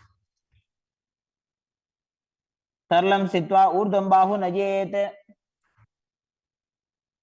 The next asana is Utshesakasana. From a standing position, pull the sole of the foot towards your chest, while with the other leg sit down and stand back up. Alternate on both sides. As you gaze to the nose and visualize Swamiji in your inner space. एकैकं पादतलं कुक्षौ निधाय. Next up is the Parshvajanu Karana. Now stand and keep one leg slightly bent with the toes pointing to the side. Bend and lift the opposite knee towards your chest, pointing the toes downwards. Keep your arms holding the knee with a hand in a fist as you place the other hand on top of the respective thigh with the fingers pointing inwards. The next asana is Tandavasana. You can hold weights to intensify this asana. Visualize yourself fiercely dancing as Lord Shiva as you stand on one leg with the opposite leg extended forward. Lower your body down to the mat and then stand back up straight. एकेन पादेन स्थातव्यं ताण्डवासनं भवति. The next asana is Brahmanasana. Now place one foot onto the opposite thigh as you stand erect on the mat like a rod. Keep your hands by the sides, visualizing yourself being blessed by Lord Brahma. ब्राह्मणासनमावक्ष्ये यत्कृत्वा ब्राह्मणो भवेत्. The next asana is Garudasana 3. Stand tall and wrap the left leg over and around the right knee as you Tuck the left toes on the other side of the right calf. Simultaneously cross the left arm below the right and bring the palms together in Namaskara Mudra in front of your heart as you visualize yourself as Lord Garuda. उत्तानकूर्मपीठं च संहिमस्गारुडमेव च. The next asana is Ekapadasana. Now bring the leg to the other thigh as you keep the hands hanging down by the sides towards the knees. Visualize Swamiji in your inner space. दक्षाङ्घ्रिं वामपादस्य जङ्घोपरिनिधाय च. The next asana is Dhruvasana. Stand on the right leg and hold onto the big toes of the left foot as you straighten the left leg out to the side and visualize yourself as the North Pole Star as you rotate on the standing leg. एकेन हस्तेन दण्डरूपस्य एकस्य पादस्य अग्रं धृत्वा. The next asana is Trivikramasana. Stand on the right leg and lift the left foot behind your neck if you can. Then stand tall. Otherwise, you can pull the leg towards your chest. Then alternate standing and sitting. Perform the 3 steps of Vishnu as you visualize Lord Vishnu in your inner space. एकेन पादेन स्थातव्यम् उत्थातव्यम्. Now repeat the Parshvajanukarana on the other side. Now visualize yourself fiercely dancing as Lord Shiva as you repeat Tandavasana on the other side. पादेन स्थातव्यं ताण्डवासनं भवति. Now repeat Brahmanasana on the other side. ब्राह्मणासनम् आवक्ष्ये यत्कृत्वा ब्राह्मणो भवेत्. And repeat Garudasana 3 on the other side. उत्तानकूर्मपीठं च संहिमस्गारुडमेव च. Now bring your foot to the opposite hip with the hands hanging down as you repeat Ekapadasana on the other side. दक्षाङ्घ्रिं वामपादस्य जङ्घोपरिनिधाय च. Now hold on to the opposite foot, holding the big toe in Prana Mudra as you rotate your body on the mat, visualizing yourself as the North Pole Star in Dhruvasana. एकेन हस्तेन दण्डरूपस्य एकस्य पादस्य अग्रं धृत्वा. Now repeat Trivikramasana on the other side. Bring the other leg behind your neck if you can. Sit down and stand back up while visualizing Lord Vishnu blessing you from within. ग्रीवायां पादं संस्थाप्य स्थातव्यम् उत्थातव्यं त्रिविक्रमासनं भवति.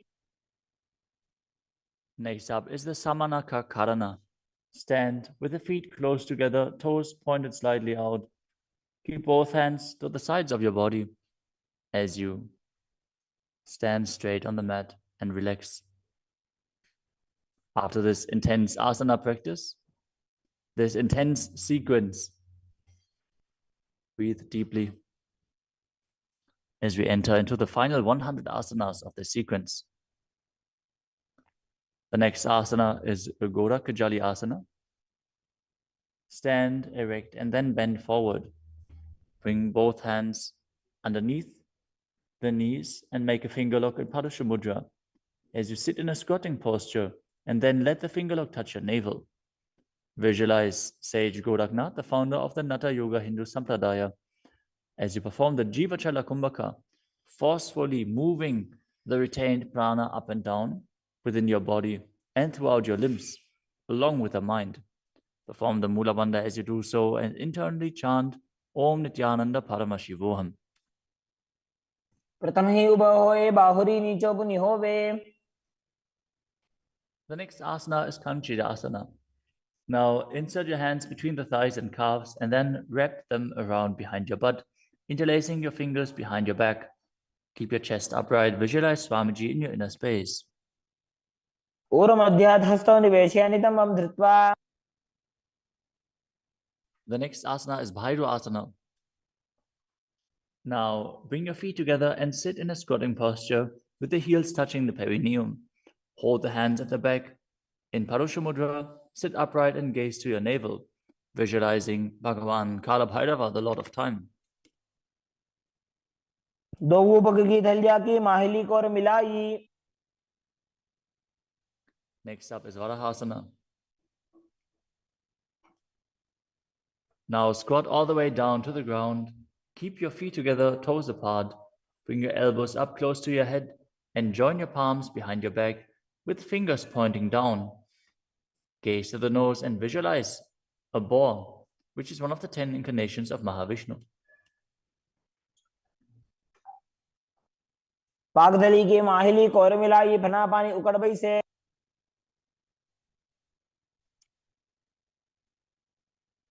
The next asana is Pripitasana. With the heels touching, bring your hips to the same level as your knees. Let your hands hang down, hold on to the big toes in Prana Mudra as you visualize Swamiji in your inner space and perform the Mula Bandha. पार्श्वद्वयसं मील्य स्थित्वा नितंबं जानु प्रदेश आनीय. Next up is Bakasana. Now place your hands on the mat, fingers wide, and place your knees onto the back of your arms with the eyes forward. Lean forward and down, lifting your feet off the ground as you visualize yourself as a crow.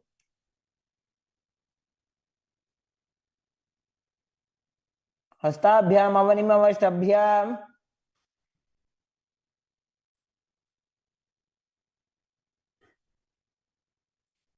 The next asana is Sushtanga Kapali Asana. Now kneel down, head on the ground with the palms spread for support. Raise your body on your head and place your legs into Padmasana as you gaze to the nose and visualize Swamiji in your inner space. आसन को गुण कपाल आछो होई. The next asana is Guptasana. Lower your body down onto the mat and sit in a kneeling position.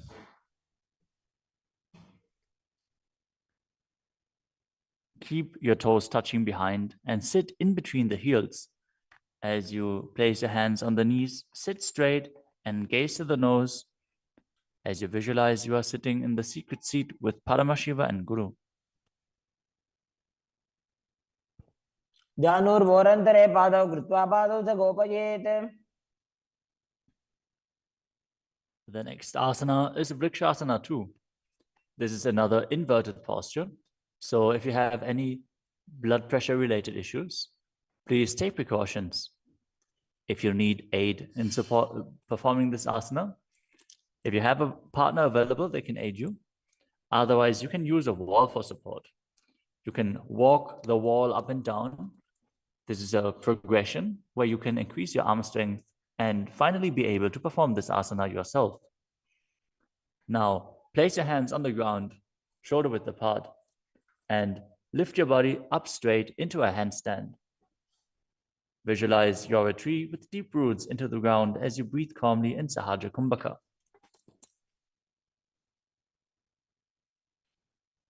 सप्तचक्रक्षालनाद्य vrikshasana विशेषकान्. Next up is Shiva Asana. Move your hands closer together and again enter the handstand posture. Visualize Tejas energy is flowing to your third eye. As you gaze up to your third eye, the Tejas energy will rejuvenate your body. दो पग जोड़ी माही Gulf मिलाए. The next asana is Matsyasana too. Now visualize yourself as a fish as you enter a plank position. Lower your body down to the mat and push it back up again and again as you engage the Mula Bandha. निब्जं शयनं कूर्परो पार्श्वभागायाम् ऊर्ध्वकृत्य. Next up is Sarpasana too.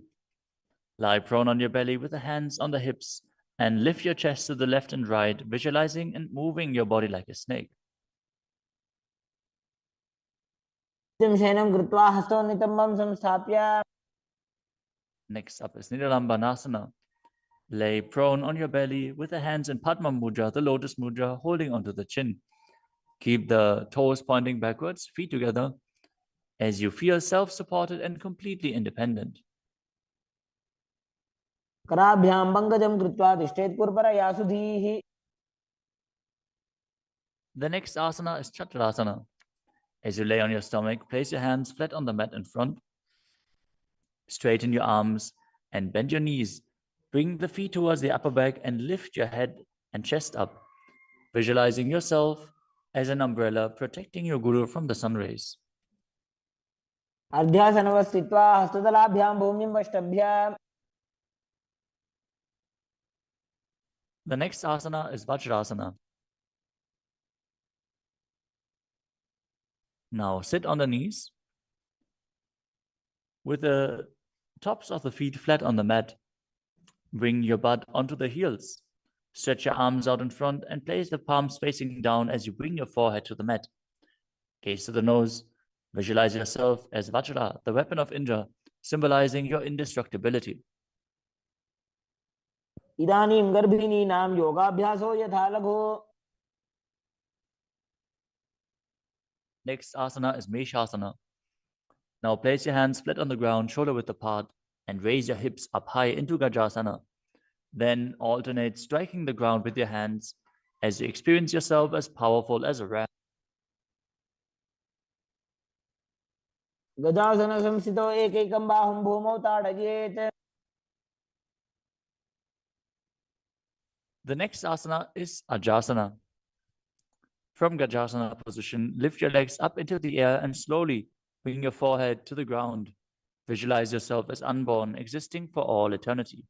गजासन संस्थितो पादद्वयम् अन्तराले कृत्य.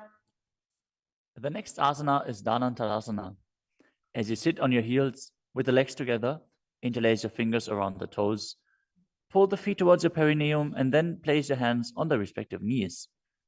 Keep your spine straight, gaze to the nose as you visualize Swamiji in your inner space and return to breathing in Ujjayi Pranayama, making an ocean-like sound with your mouth.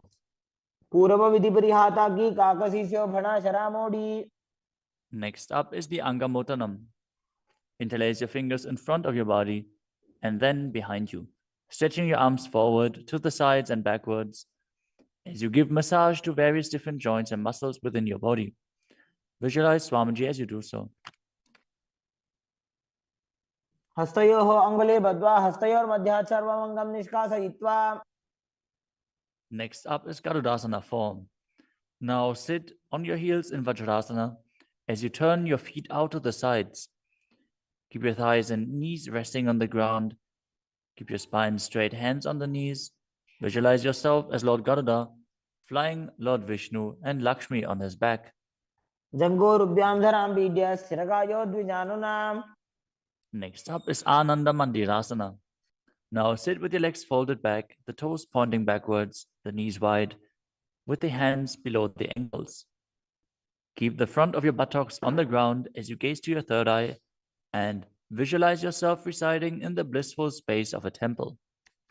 अथ पक्षे वीरनाथ आनन्दमन्दिरासनम्. Next up is Mandukasana 2. Now sit with the knees wide, the feet overlapping on top of your ankles. Keep your hands underneath the knees, gaze to the nose, and visualize yourself as a frog as you perform Uddiyana Bandha and Mula Bandha. पृष्ठं सम्पीड्य गुल्फाभ्यां जान्वङ्गे सवलयाकृतिः.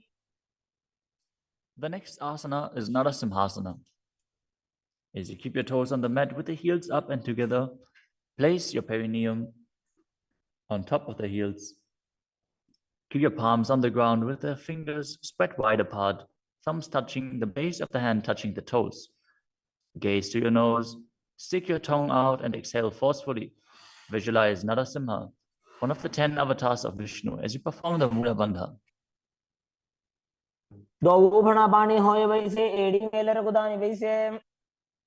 The next asana is Vishrakasana. Sit on the toes and place your perineum on the heels as you separate your knees and place them on the ground. Make a hollow of your palms and place it on your mouth. Keep your thumbs under the teeth and close your lips. Gaze to your nose. Inhale through the right nostril and exhale through your mouth as per your capacity in Vishraka Pranayama. Visualize yourself as Devi, presiding over any and all minuscule fears you might have. Do pagangi edi joji goda phanovan panihoi. The next asana is Makadasana. Now bring the soles together, the top of the feet on the ground. As you sit on the heels, bend your elbows, bring your fingers to the armpits, and imitate as if you were a monkey stretching itself. Visualize yourself as a playful monkey as you gaze to your third eye and perform the Mula Bandha. Dobo pagatali samputa ane tinigi bishti bhumi parithane. The next asana is Vajrasangarasana. Stand on the toes with the soles of the feet together. Sit on the heels, keep your knees wide and off the floor. Hold your elbows behind your back as you gaze to the nose. Embody a diamond-like strength for yourself and your Sangha, your spiritual community. Pratama bana pani hoi baise do edi gudani baise. The next asana is Kanjanasana. Now keep the toes down, ankles crossed behind, and sit on the heels. Place your palms on the mat to the sides as you gaze to the nose and visualize perfect health beyond any and all physical or mental ailments. Anjanasana ma vakshe yat kritva sustiro bhavet. The next asana is Kurmasana, the turtle posture. With your toes flat, cross your feet and place your perineum onto the back of the heels. Keep your knees wide and on the floor. Rest your hands on the knees. Gaze to the nose and visualize a turtle with a stable body and mind to live for hundreds of years. Gulpho javarshana syadho vitkramena samahito. The next asana is Yogasana. With the toes flat, cross your feet and place your perineum onto the back of the heels. Gaze to your nose and visualize Swamiji in your inner space. Gudam niyamya gulphabhyam janvange savalaya kritihi. The next asana is Vijogasana. Now stand on your knees. Cross your ankles behind with the feet near the opposite knee. Hold the calves with the fingers inside and the thumbs outside as you gaze to your third eye and visualize a space of eternal oneness, Advaita, with your Guru. Goda vamo ubhai hoi goda adara khedoi. The next asana is Ushtrasana 2. In a kneeling position, bend backwards, hold your ankles with your hands and keep your arms straight. Push your hips forward and tilt your head back as you visualize yourself as a camel. Merudanda granthi dadya samvipadai shishpuman. Next up is Jatyasana 2. With the heels together and the hands on the soles of the feet, slowly lean back. Bring the elbows down to the mat, followed by the back of your head. Gaze to the nose and experience yourself as a lotus blooming.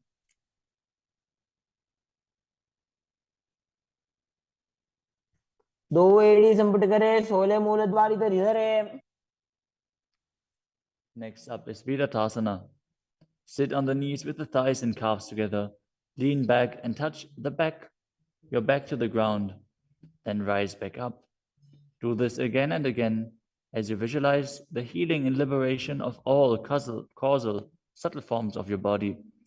Gaze to the nose and perform the Mula Bandha.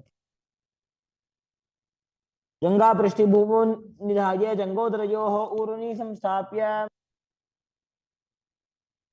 Next asana is Kapotasana. From Viratasana, raise your hips higher. Bring your forearms to the mat and hold the back of the heels. As you bring your head in between the feet, visualize yourself as a beautiful dove and perform the Mula Bandha. Merudanda granthi dadya samvipadai shishpuman. The next asana is Vadasana. Now stand upright on the knees with the toes tucked. Hold your arms with opposite hands and gaze to the nose. This is the boon-fulfilling posture. Receive your boon from Paramashiva. Januni bhumo samstapya hastabhyam bahu parasparam dhritva. Next up is Vadahasana 2. Keep your knees together, toes tucked behind. Lean forward as you bring the elbows to the mat. With your hands holding the head, rest your buttocks on the heels and visualize yourself as Varaha, the boar incarnation of Mahavishnu. Suryam chandram bhedanani asanani nikathyate. The next asana is Mundasana. This is another inverted posture. Use a wall for support if needed. Now kneel down, place your elbows on the mat, shoulder width apart, interlace your fingers and place your head onto the mat, supporting it with both hands. Walk your feet forward until your hips align with the shoulders and then raise your legs straight up. Be stable. Gaze to the nose. Visualize yourself as a lopped tree as you breathe calmly through your nose in Sahasrara Kumbhaka in Mundasana. अधो मुंडासनं वक्षे सर्वेषां प्राणिनां सुखम्.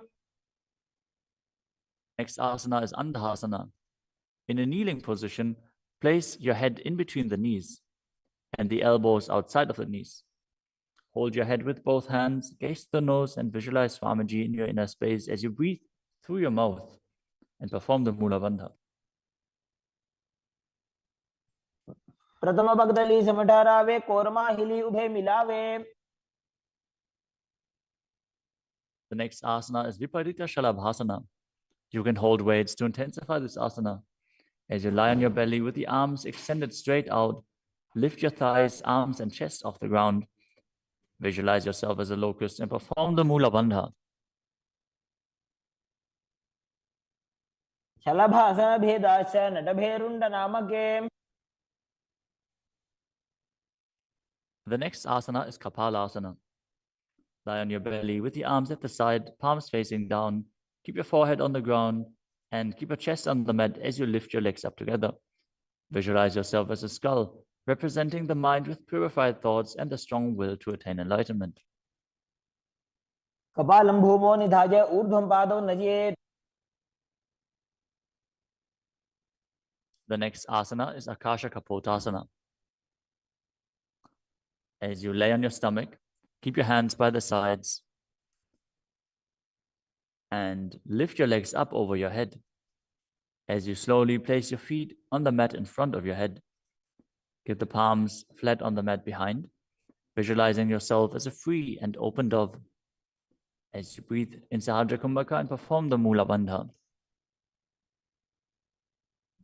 उष्ट्रासने स्थित्वा चरणौ भूमेरुत्थाप्य. The next asana is Chatakasana.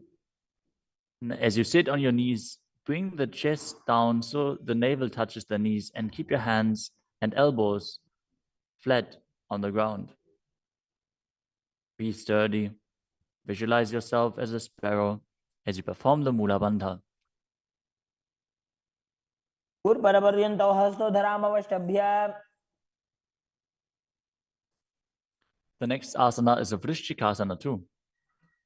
Now kneel down, keep your hands and elbows on the mat as you raise your legs, bend your back to touch the feet onto your head.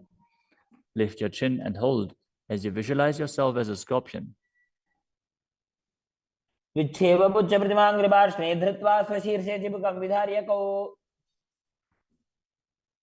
Now place the perineum down on the right heel as you keep the left foot outside of the hip with the toes pointing outwards. Now visualize yourself as a bull as you start breathing in the Antaranga Kumbhaka, forcefully inhaling through your nose, holding the breath for a short while and then exhaling slowly. याम्यगुल्फे पादमूले वामभागे पदेतरम्. The next asana is Lulasana. From the kneeling position, place your hands flat on the mat in front. Lift your knees off the ground and cross the toes over the left. The left toes over the right as you balance above the mat and visualize Swamiji in your inner space. तोलासनं सदा कुर्यात् बाजुलोलापघातनात्. Now directly place your perineum down on the other heel as you repeat Vrishasana on the other side. याम्यगुल्फे पादमूले वामभागे पदेतरम्. Next up is Balagunasana. Now place the left toes on the ground and sit on the heel of the left foot. Place the right foot flat on the ground with the knee raised against the chest. Keep your palms on the respective knees as you maintain an upright position. Visualize Balagunahai, one of the 84 siddhas in your inner space. आसन को गुण जल विकार जाई. Next up is Grahasana. Squat with the feet flat on the mat as you bring your elbows under the thighs, wrap your hands around the shins, and hold onto your ankles from the outside. Visualize yourself as the entire planet. पादतले भूमौ संस्थाप्य जानुमध्ये हस्तगुर्परौ स्थाप्य.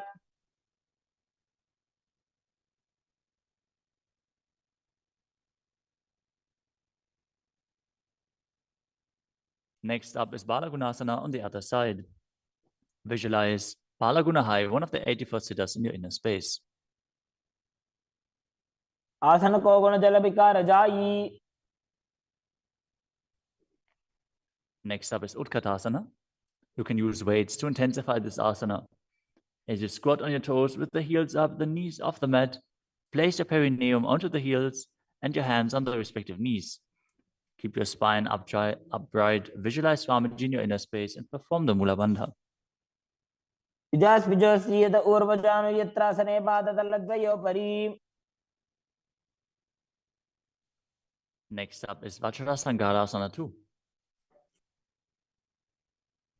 Now sit on the toes with the perineum on the heels, the soles of the feet together. Keep the knees wide and off the ground as you hold the opposite elbows behind your back.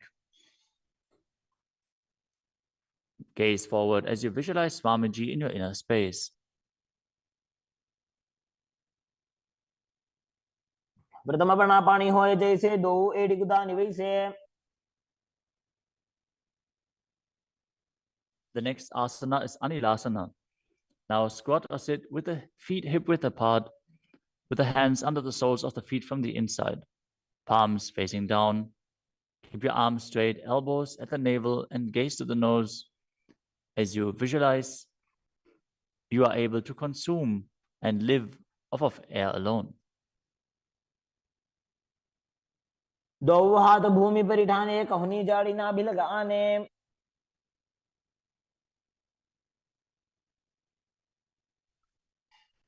Next up is Padukasana. Now place the back of your hands on the mat with the fingers facing towards your body. Step the feet on top of the hands with your hands wrapped around the feet like a shoe.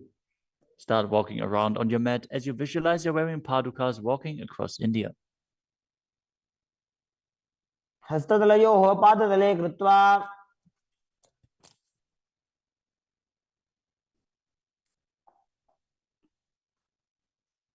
Next up is Kukkuttanasana.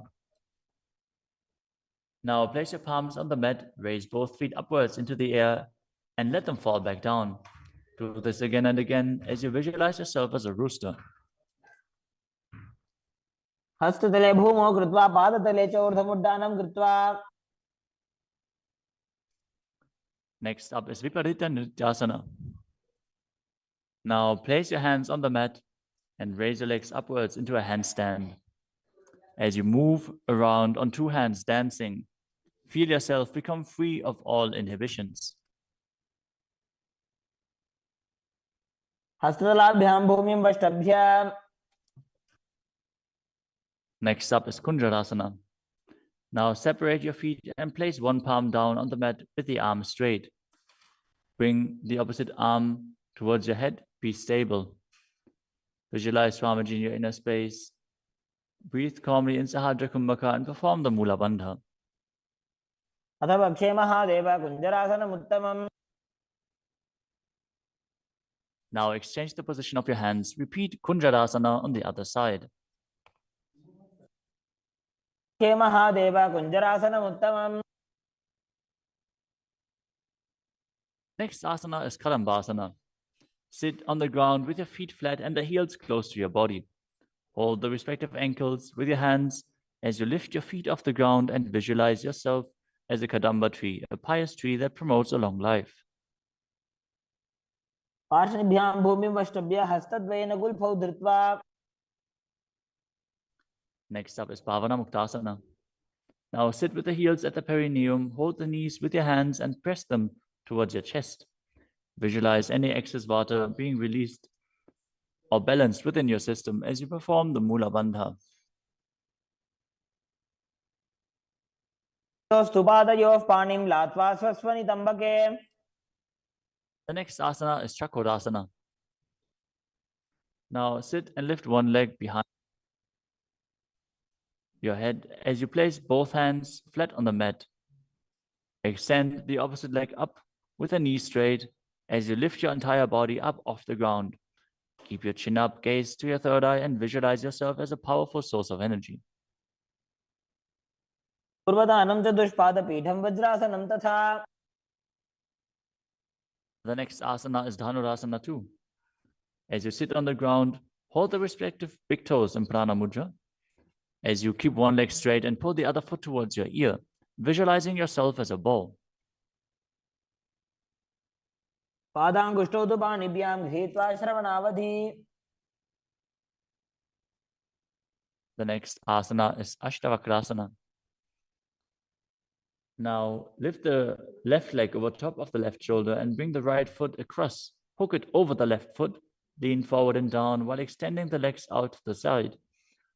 Lift up your head and chest, find balance, and visualize yourself as a flying crane. पाशिष्ठमदकौण्डिन्यम् ऊर्ध्वकुक्कुटमेव च. The next asana is Pranasana. Now place the right foot on the left thigh and bring the left foot flat on the ground as you have the left shoulder underneath the raised left leg and place your hands flat on the ground.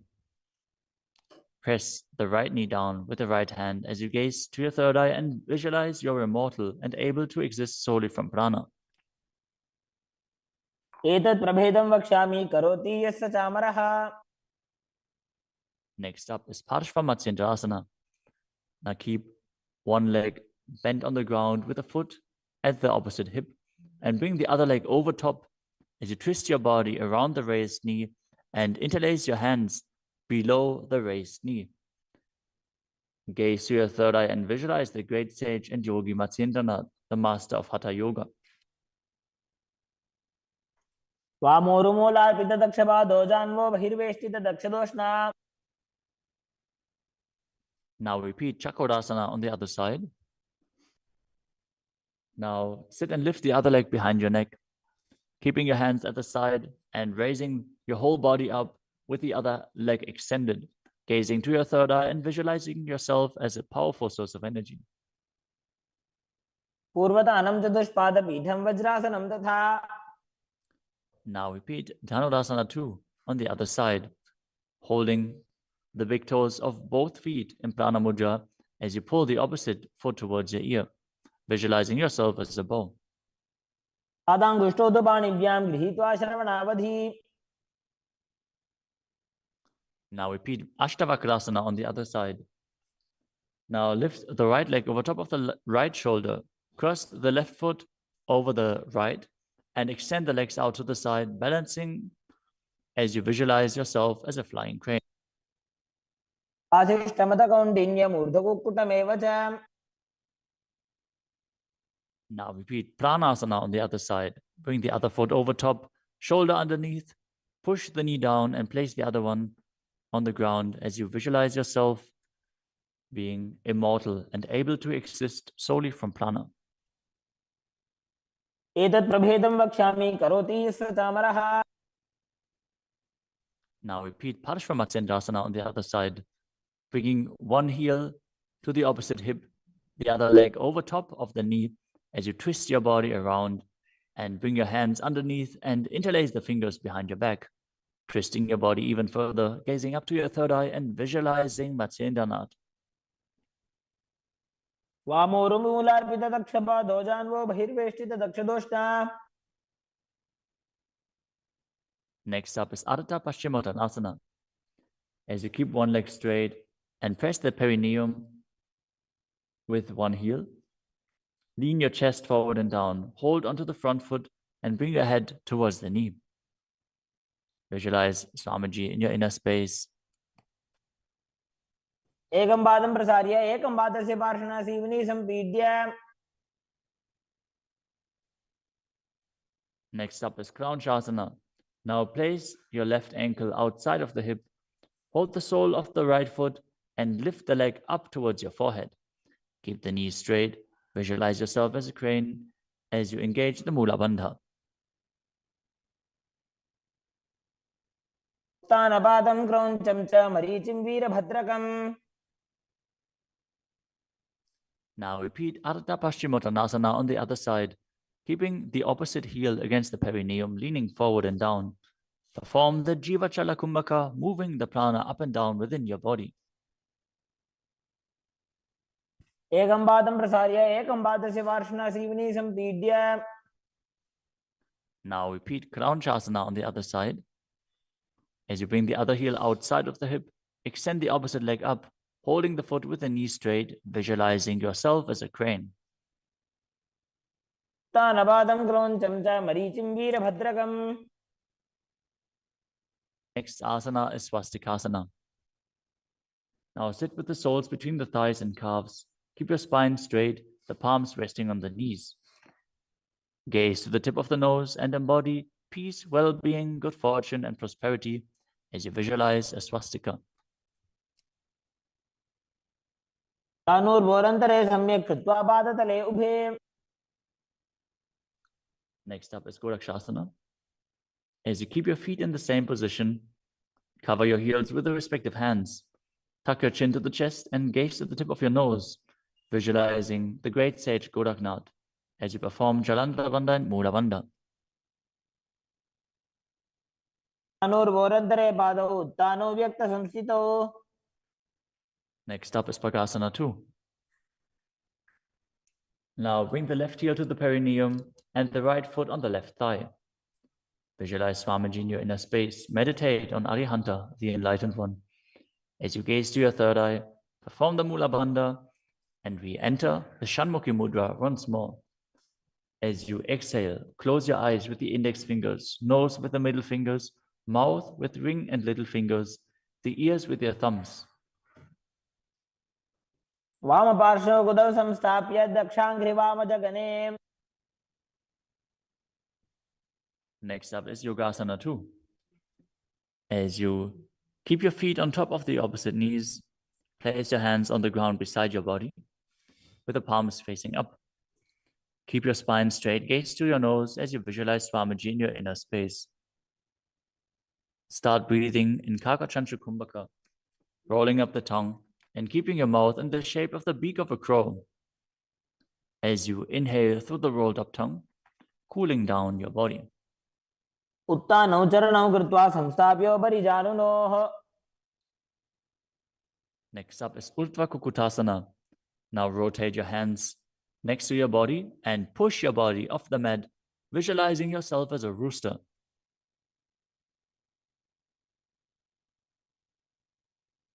वासिष्ठमदकौण्डिन्यम् ऊर्ध्वकुक्कुटमेव च.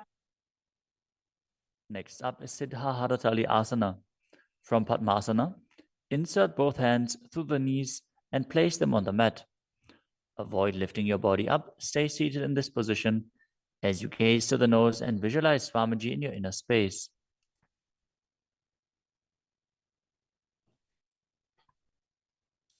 प्रथम पद्मासन को करे हस्तदो गोकोडासन दितरे. Next up is Hamsasana.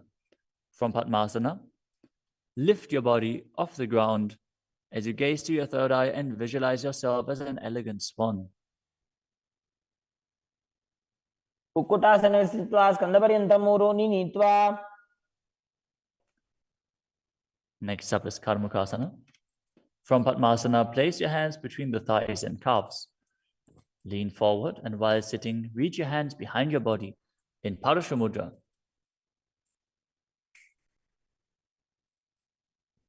As you bring your forehead to the floor, gaze to the nose, visualize yourself as Lord Shiva's bowl. प्रथम पद्मासन को करे घोड़ासन दिमाहि करि धरे. The next asana is Kurmasana 2. Sitting in Padmasana, lift your knees and insert both hands through the thighs and calves. As you bend your elbows and hold onto the respective shoulders with your hands, visualize yourself as a turtle, having a stable body and mind to live for hundreds of years. वायुजंग पर दक्षिण बावा दायुजंग पर बाईं ल्यावा. The next asana is Granthi Bedasana. From Padmasana, insert both hands through the thighs and calves. Bend your elbows, hold the respective shoulders, tuck your chin to the chest, gaze at the nose and rejoice, knowing you're in Shiva's secret knot posture. अथ वक्षे नीलकण्ठाकृतिभेदासनं शुभम्.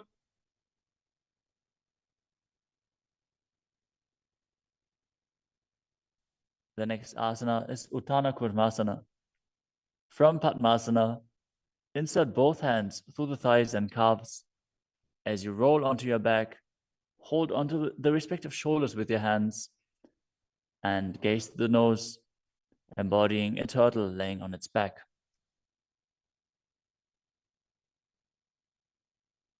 कुक्कुटासनबन्धस्थं कराभ्यां धृतकन्धरम्. Next up is Pangu Kukutasana. From Padmasana, place both hands through the gap of the thighs and calves. Place one hand flat on the mat and hold its wrist with the other hand. Lift your body up off the mat, balancing on one arm as you visualize yourself as a rooster and perform the Mula Bandha. कुक्कुटासनं स्थित्वा एकेन हस्तेन अन्यस्य प्रतिबन्धं धृत्वा. Now exchange the position of your hands. Lift your body up onto the other hand as you repeat Pangu Kukutasana on the other side. कुक्कुटासनं स्थित्वा एकेन हस्तेन अन्यस्य प्रतिबन्धं धृत्वा. The next asana is Gridrasana. From Padmasana, place your elbows on the toes, interlace your fingers, and rest your chin on the knuckles. Keep your thumbs pressed to the throat as you visualize you have gone beyond all greed and covetous.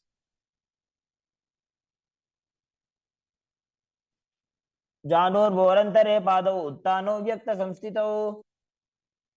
Next up is Padmasana 3. From Padmasana, hold one hand over the other with the palms facing upwards. Keep your spine straight, gaze to the nose, and visualize Swamiji in your inner space as you perform Mahamudra Bandha. All three bandhas engaged. उत्तानौ चरणौ विधाय विधिवत् शक्तिस्थितौ योगिरात्. Next up is Padmasana 4. From Padmasana, place your palms on top of the knees.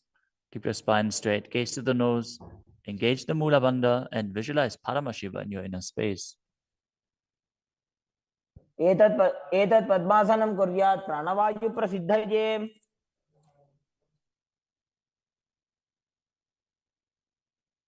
Next up is Karmakasana 2. From Padmasana, keep the left hand on the left knee and hook the right hand around the big toes in Prana Mudra with index and middle fingers. As you pull your elbow back as if you're pulling a bowstring, moving the big toe in a circular motion.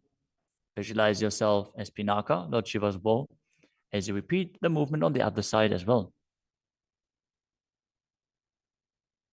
वक्षे योगपूरकरक्षणात्. Next up is Karmakasana 3. From Padmasana, cross your arms behind your back and hold onto the big toes in Prana Mudra as you gaze to the nose and visualize yourself as Paramashiva's bow.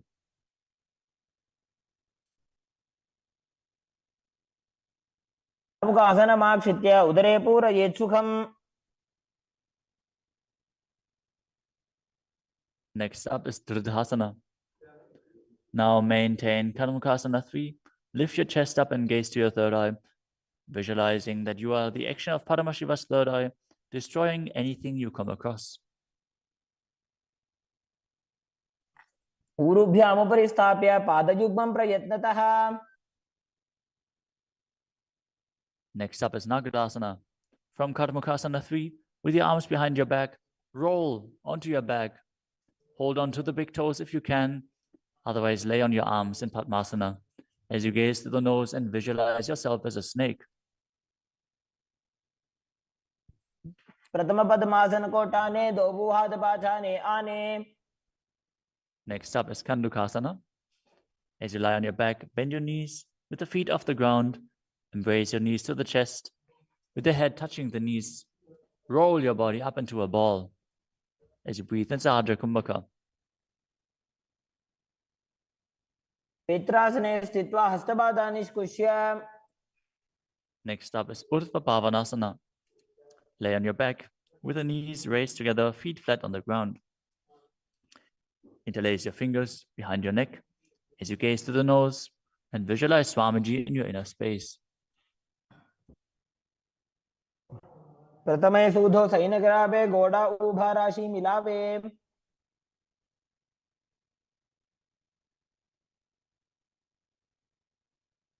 Next up is Marakata Pitasana. Lie on your back and bend your knees as you keep your feet flat on the mat and place the upturned palms underneath your heels. Lift your hips up as you visualize yourself as a powerful alpha ape. Perform the Murcha Kumbhaka with Jalandhara Bandha and Mula Bandha engaged. उत्तानशयनं पादतले उत्तानहस्तयोः स्थापयेत्. Next up is Uttana Shiki Pitakasana. Lie supine and raise your hips up. Support your hips with your hands, placed at the waist, as your elbows bear the weight of your body. Press your chin to the throat, gaze to the nose, and visualize Swamiji in your inner space. जङ्घोरुबलहीनश्चेत् उत्तानशी पीठकम्. Next up is Nadakasana. As you lie supine, raise your hips and legs up. Bring your hands to the lower back for support if needed, but then place your elbows and hands flat on the mat below. Balance as you visualize traversing Naraka, hell unscathed. ग्रीवाकण्ठेन भूमिं विष्टम्भ. Next up is Tiryanokasana. From Nadakasana, bring your hands to the lower back and keep your elbows on the mat. Raise your legs up vertically and slowly lower and angle them down, keeping your core engaged. Visualize your abode crossing the ocean of samsara. नौकावत् स्थित्वा ऊर्ध्वं पादाग्रद्वयं नजेत्. The next asana is Dvajasana. Now bring your arms back flat on the mat. Keep your legs straight as a flagpole as you visualize yourself as the Kailasa flag, respected across all nations. प्रियन् नौकावते ग्रीवा पृष्ठकूर्परैः भूमिं वष्टभ्य. Now gently lower your body down to the mat as you lie supine. Contract the perineal region and pull the Kundalini Shakti up your spine, performing the Shakti Chalan Mudra. Bring it up to the Brahmarandha.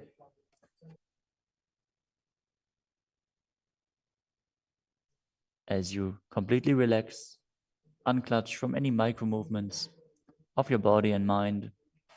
Visualize your body as dead, and the Supreme Pontiff of Hinduism, Swamiji, is liberating you as you internally chant the japa Om Nityananda Paramashivoham. उत्तानं शववद्भूमौ शयनं तोषवासनं शवासनं श्रमहरं चित्तविश्रान्तिकारणम्.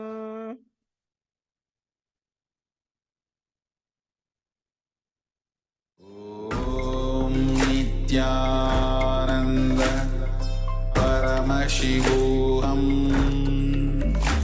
ॐ नित्यानन्द परमशिवोऽहम् ॐ नित्यानन्द परमशिवोऽहम् ॐ नित्यानन्द परमशिवोऽहम् ॐ नित्यानन्द परमशिवोऽहम् ॐ नित्यानन्द परमशिवोऽहम् ॐ नित्यानन्द परमशिवोऽहम् ॐ नित्यानन्द परमशिवोऽहम् ॐ नित्यानन्द परमशिवोऽहम् ॐ Nityanand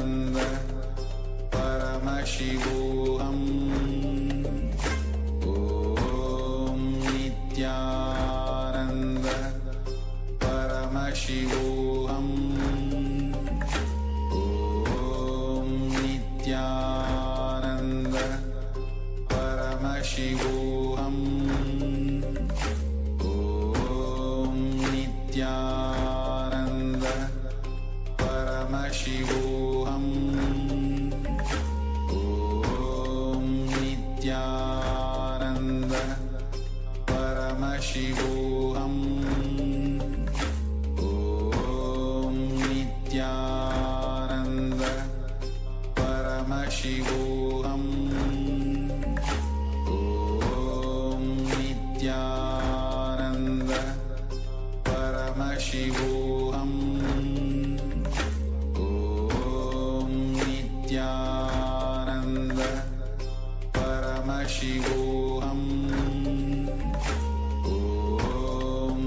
Nityananda Paramashivoham Om Nityananda Paramashivoham Om Nityananda Paramashivoham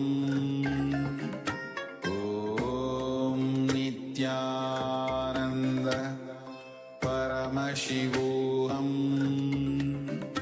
Om Nityananda Paramashivoham Om Nityananda Paramashivoham Om Nityananda Nityanandam, and welcome to all the Paramashivoham Level 2 participants. Hope you all enjoyed the beautiful 3-hour Nityananda Yoga where we performed the Dvitiya Vinyasa Krama, the 308 asana sequence revealed by the Supreme Pontiff of Hinduism.